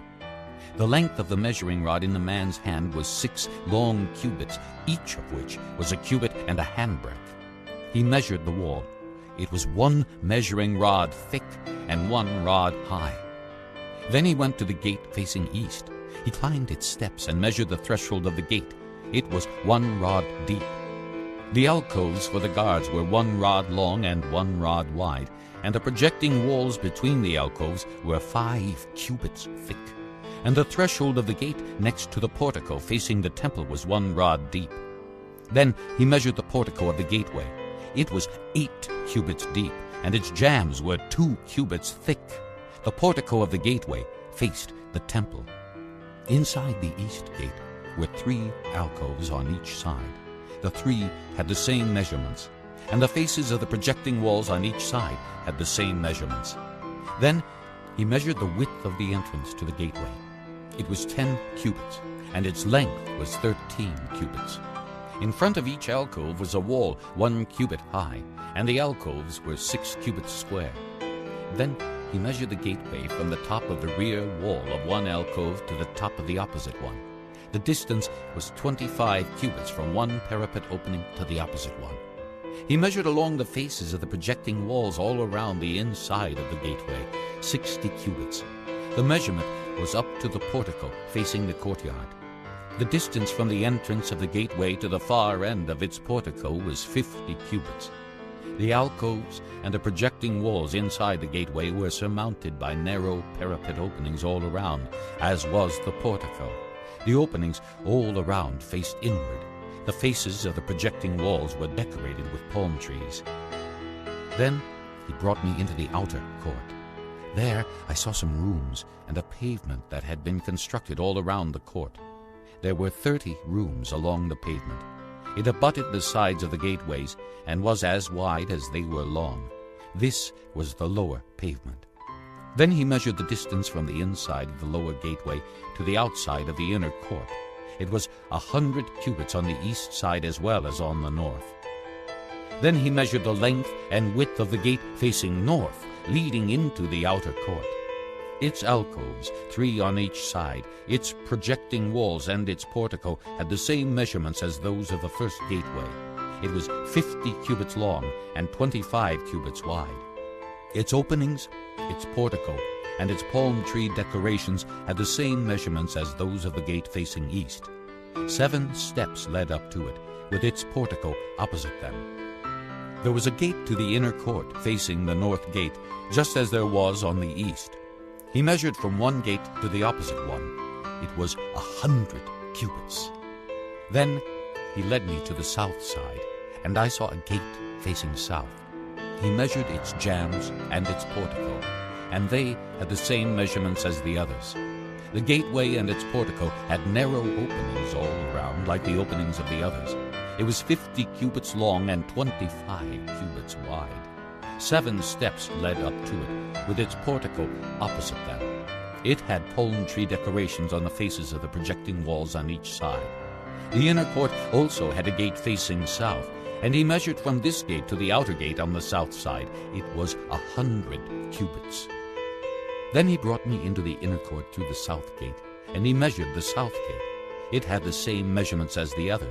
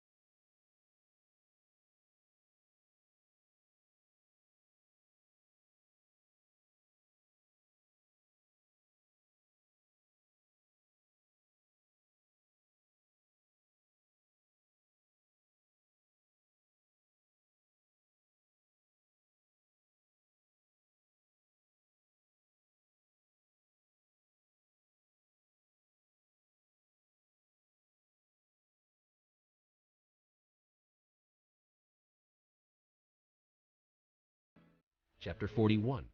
Then the man brought me to the outer sanctuary and measured the jambs. The width of the jambs was 6 cubits on each side. The entrance was 10 cubits wide, and the projecting walls on each side of it were 5 cubits wide. He also measured the outer sanctuary. It was 40 cubits long and 20 cubits wide. Then he went into the inner sanctuary and measured the jambs of the entrance. Each was 2 cubits wide. The entrance was 6 cubits wide, and the projecting walls on each side of it were 7 cubits wide. And he measured the length of the inner sanctuary. It was 20 cubits, and its width was 20 cubits across the end of the outer sanctuary. He said to me, "This is the most holy place." Then he measured the wall of the temple. It was 6 cubits thick, and each side room around the temple was 4 cubits wide. The side rooms were on 3 levels, one above another, 30 on each level. There were ledges all around the wall of the temple to serve as supports for the side rooms, so that the supports were not inserted into the wall of the temple. The side rooms all around the temple were wider at each successive level. The structure surrounding the temple was built in ascending stages, so that the rooms widened as one went upward. A stairway went up from the lowest floor to the top floor through the middle floor. I saw that the temple had a raised base all around it, forming the foundation of the side rooms. It was the length of the rod, 6 long cubits. The outer wall of the side rooms was 5 cubits thick. The open area between the side rooms of the temple and the priest's rooms was 20 cubits wide all around the temple. There were entrances to the side rooms from the open area, one on the north and another on the south, and the base adjoining the open area was 5 cubits wide all around. The building facing the temple courtyard on the west side was 70 cubits wide. The wall of the building was 5 cubits thick all around, and its length was 90 cubits. Then he measured the temple. It was 100 cubits long, and the temple courtyard and the building with its walls were also 100 cubits long. The width of the temple courtyard on the east, including the front of the temple, was 100 cubits. Then he measured the length of the building facing the courtyard at the rear of the temple, including its galleries on each side. It was 100 cubits.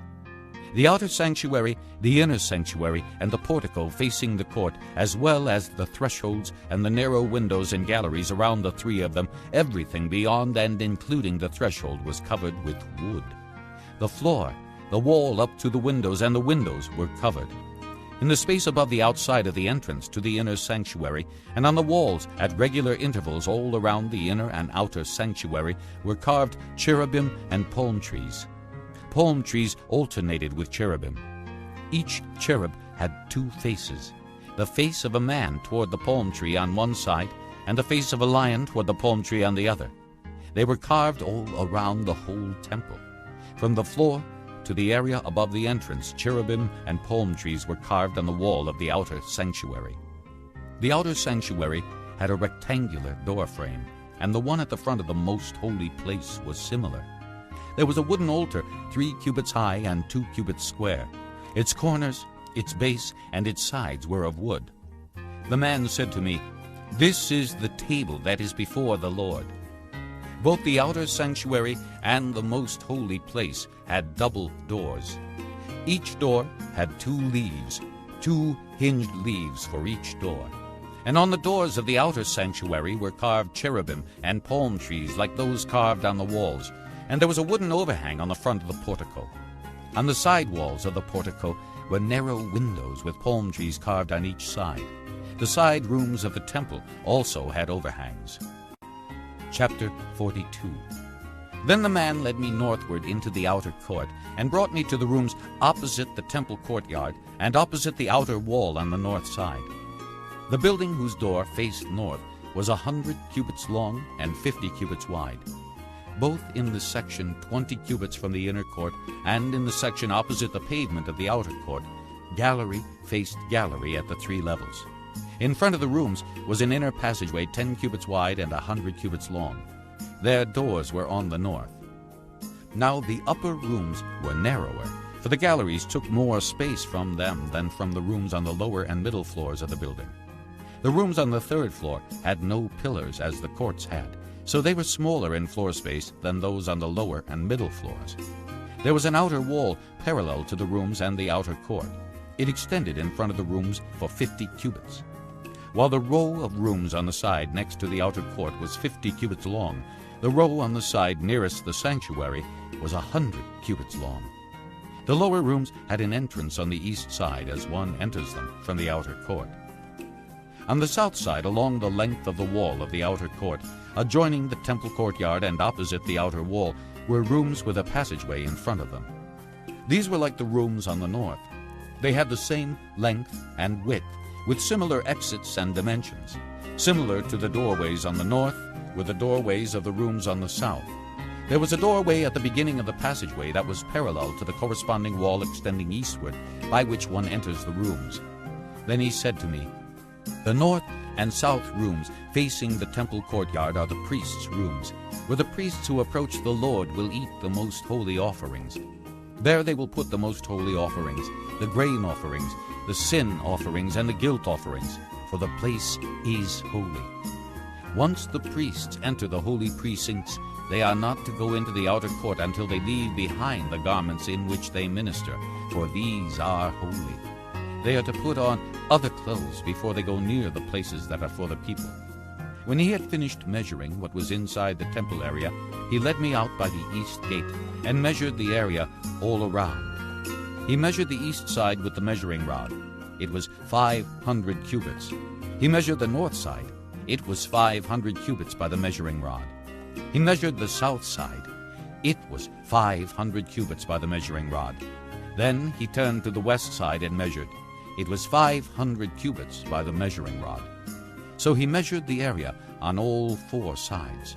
It had a wall around it, 500 cubits long and 500 cubits wide, to separate the holy from the common. Chapter 43. Then the man brought me to the gate facing east, and I saw the glory of the God of Israel coming from the east.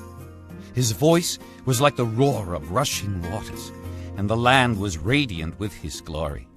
The vision I saw was like the vision I had seen when he came to destroy the city, and like the visions I had seen by the Kibar River, and I fell face down. The glory of the Lord entered the temple through the gate facing east. Then the Spirit lifted me up and brought me into the inner court, and the glory of the Lord filled the temple. While the man was standing beside me, I heard someone speaking to me from inside the temple. He said, "Son of man, this is the place of my throne, and the place for the soles of my feet. This is where I will live among the Israelites forever. The house of Israel will never again defile my holy name, neither they nor their kings, by their prostitution and the lifeless idols of their kings at their high places. When they placed their threshold next to my threshold, and their doorposts beside my doorposts, with only a wall between me and them, they defiled my holy name by their detestable practices. So I destroyed them in my anger. Now let them put away from me their prostitution and the lifeless idols of their kings, and I will live among them forever. Son of man, describe the temple to the people of Israel, that they may be ashamed of their sins. Let them consider the plan, and if they are ashamed of all they have done, make known to them the design of the temple, its arrangement, its exits and entrances, its whole design and all its regulations and laws.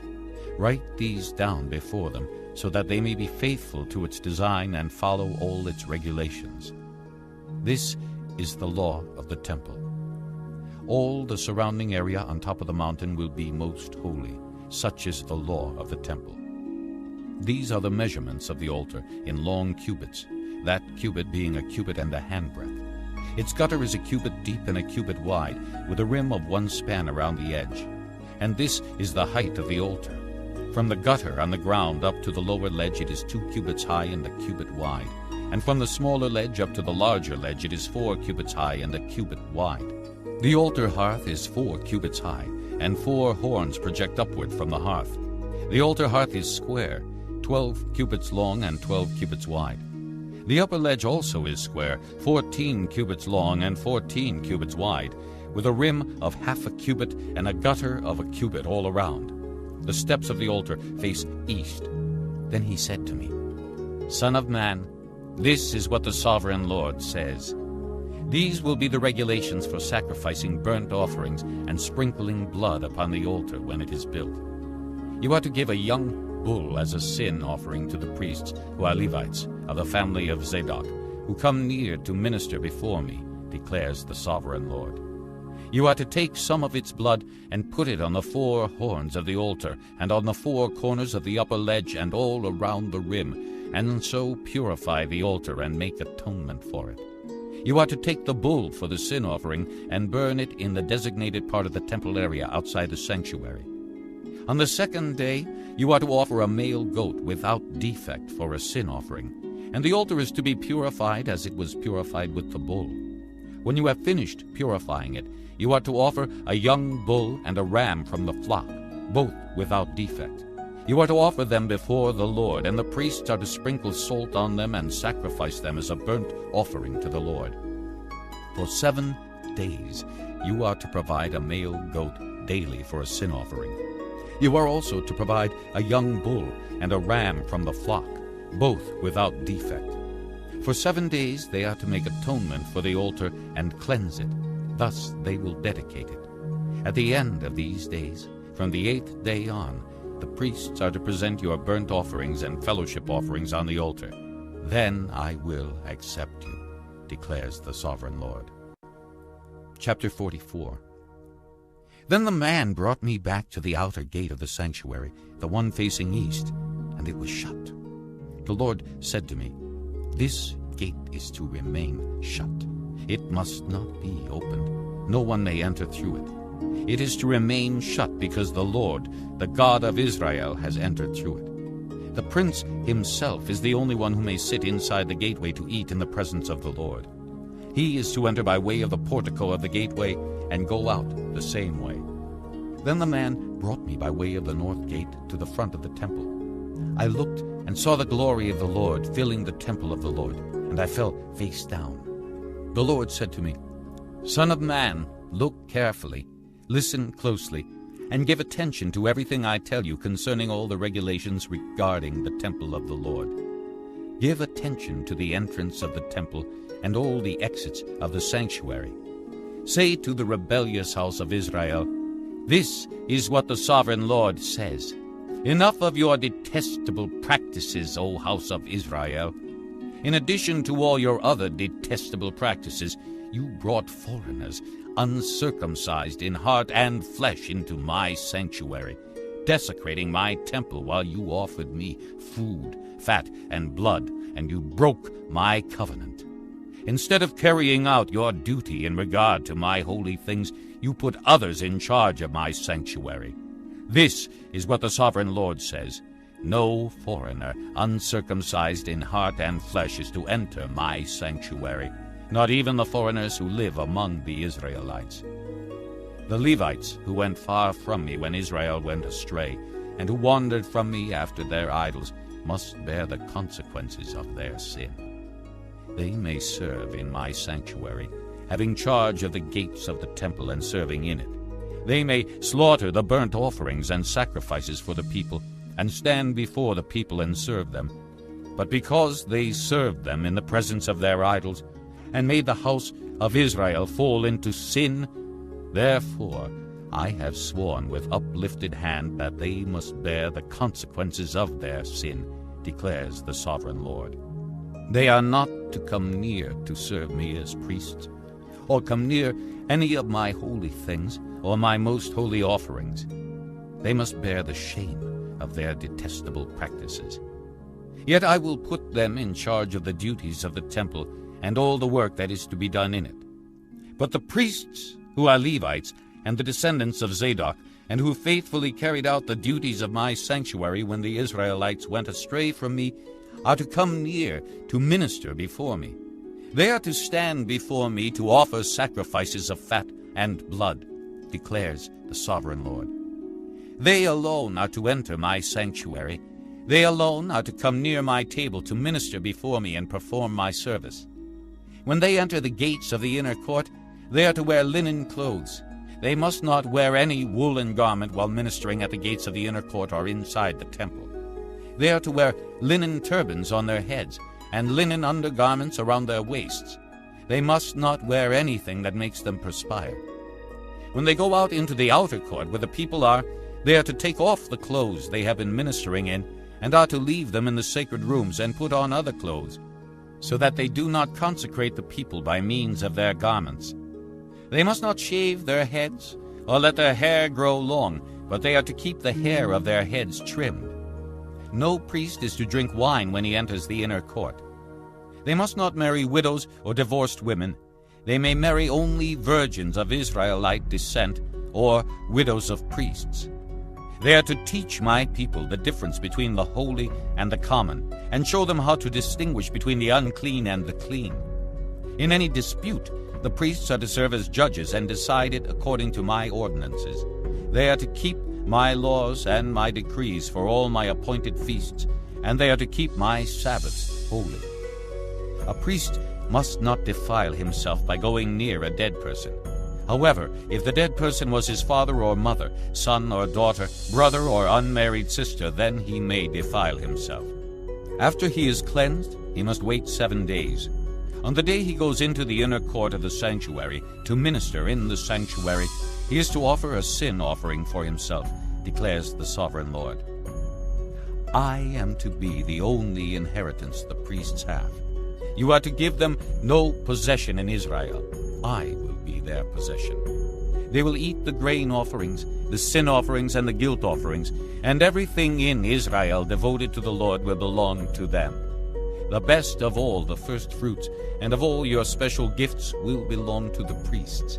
You are to give them the first portion of your ground meal, so that a blessing may rest on your household. The priests must not eat anything, bird or animal, found dead or torn by wild animals. Chapter 45. When you allot the land as an inheritance, you are to present to the Lord a portion of the land as a sacred district, 25,000 cubits long and 20,000 cubits wide. The entire area will be holy. Of this, a section 500 cubits square is to be for the sanctuary, with 50 cubits around it for open land. In the sacred district, measure off a section 25,000 cubits long and 10,000 cubits wide. In it will be the sanctuary, the most holy place. It will be the sacred portion of the land for the priests who minister in the sanctuary and who draw near to minister before the Lord. It will be a place for their houses as well as a holy place for the sanctuary. An area 25,000 cubits long and 10,000 cubits wide will belong to the Levites who serve in the temple as their possession for towns to live in. You are to give the city as its property an area 5,000 cubits wide and 25,000 cubits long, adjoining the sacred portion. It will belong to the whole house of Israel. The prince will have the land bordering each side of the area formed by the sacred district and the property of the city.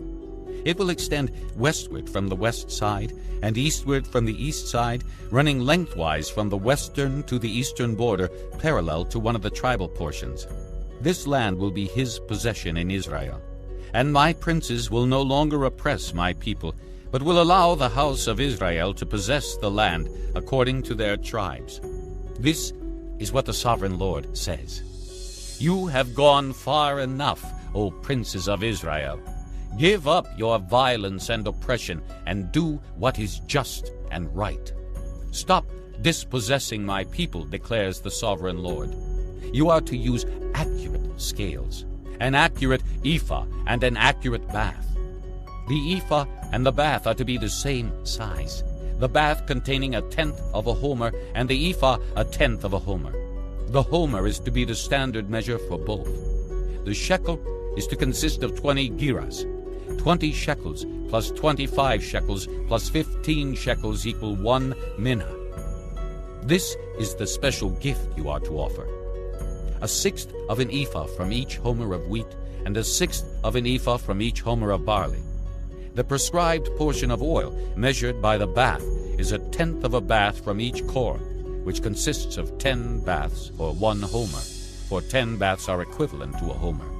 Also, 1 sheep is to be taken from every flock of 200 from the well-watered pastures of Israel. These will be used for the grain offerings, burnt offerings, and fellowship offerings, to make atonement for the people, declares the sovereign Lord. All the people of the land will participate in this special gift for the use of the prince in Israel.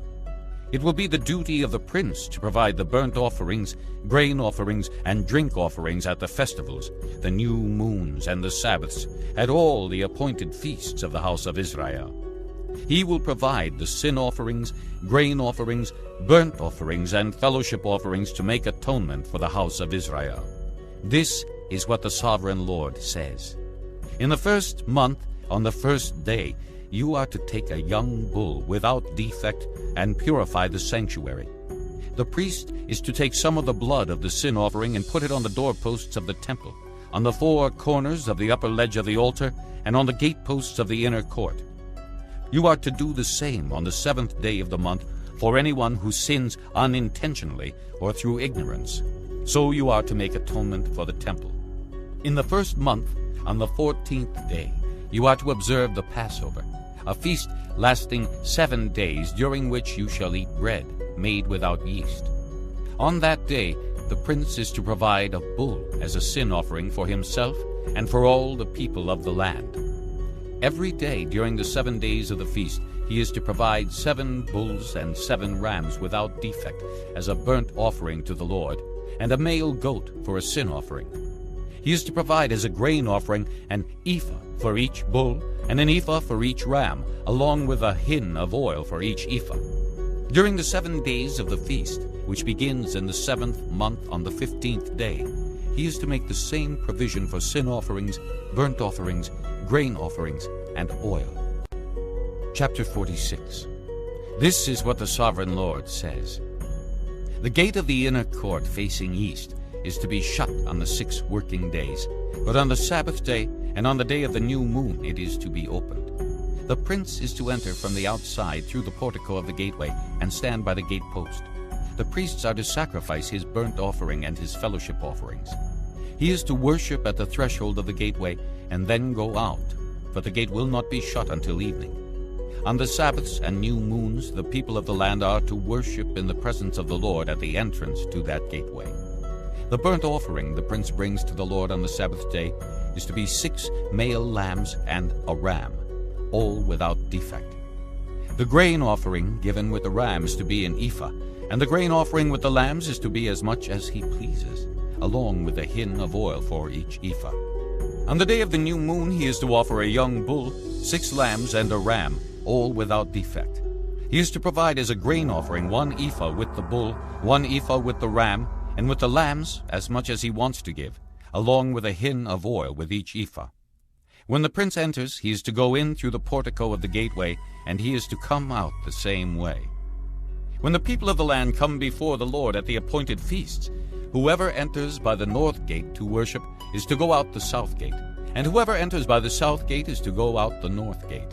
No one is to return through the gate by which he entered, but each is to go out the opposite gate. The prince is to be among them, going in when they go in and going out when they go out. At the festivals and the appointed feasts, the grain offering is to be an ephah with a bull, an ephah with a ram, and with the lambs as much as one pleases, along with a hin of oil for each ephah.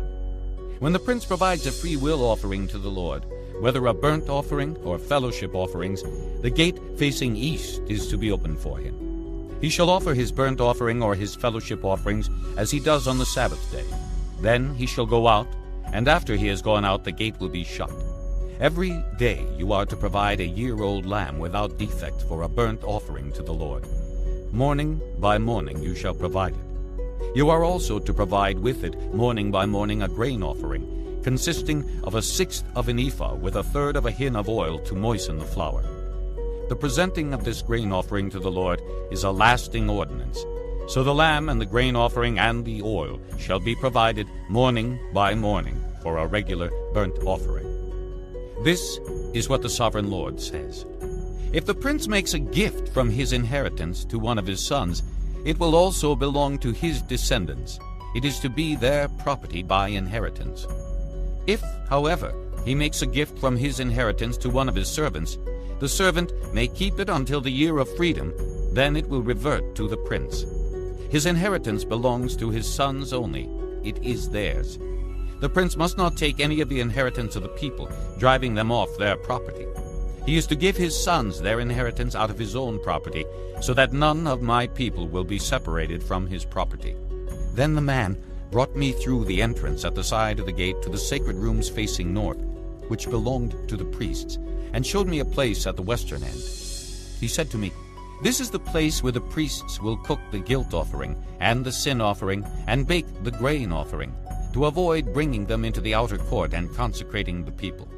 He then brought me to the outer court and led me around to its 4 corners, and I saw in each corner another court. In the 4 corners of the outer court were enclosed courts, 40 cubits long and 30 cubits wide. Each of the courts in the 4 corners was the same size. Around the inside of each of the 4 courts was a ledge of stone, with places for fire built all around under the ledge. He said to me, "These are the kitchens where those who minister at the temple will cook the sacrifices of the people." Chapter 47. The man brought me back to the entrance of the temple, and I saw water coming out from under the threshold of the temple toward the east, for the temple faced east. The water was coming down from under the south side of the temple, south of the altar. He then brought me out through the north gate, and led me around the outside to the outer gate facing east, and the water was flowing from the south side.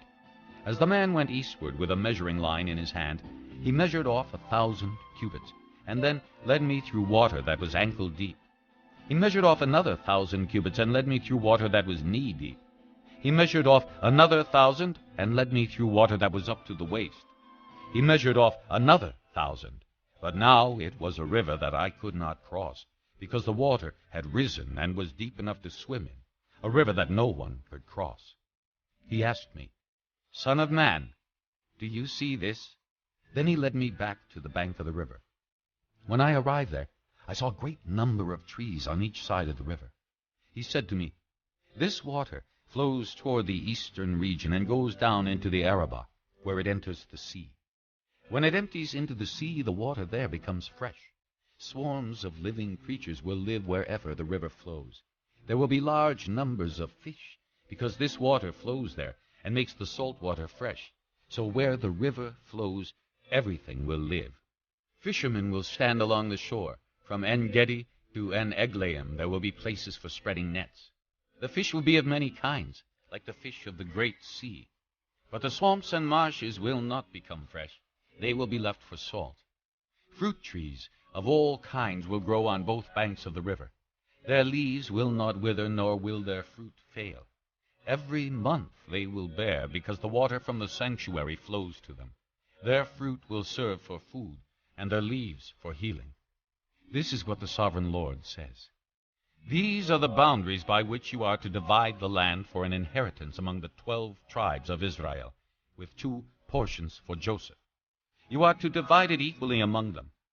Because I swore with uplifted hand to give it to your forefathers, this land will become your inheritance. This is to be the boundary of the land. On the north side it will run from the great sea by the Hethlon road, past Lebo-Hamath to Zedad, Berotha, and Sibraim, which lies on the border between Damascus and Hamath, as far as Hazer Hatticon, which is on the border of Horon. The boundary will extend from the sea to Hazar Enan, along the northern border of Damascus, with the border of Hamath to the north. This will be the north boundary. On the east side, the boundary will run between Horon and Damascus, along the Jordan between Gilead and the land of Israel, to the eastern sea and as far as Tamar. This will be the east boundary.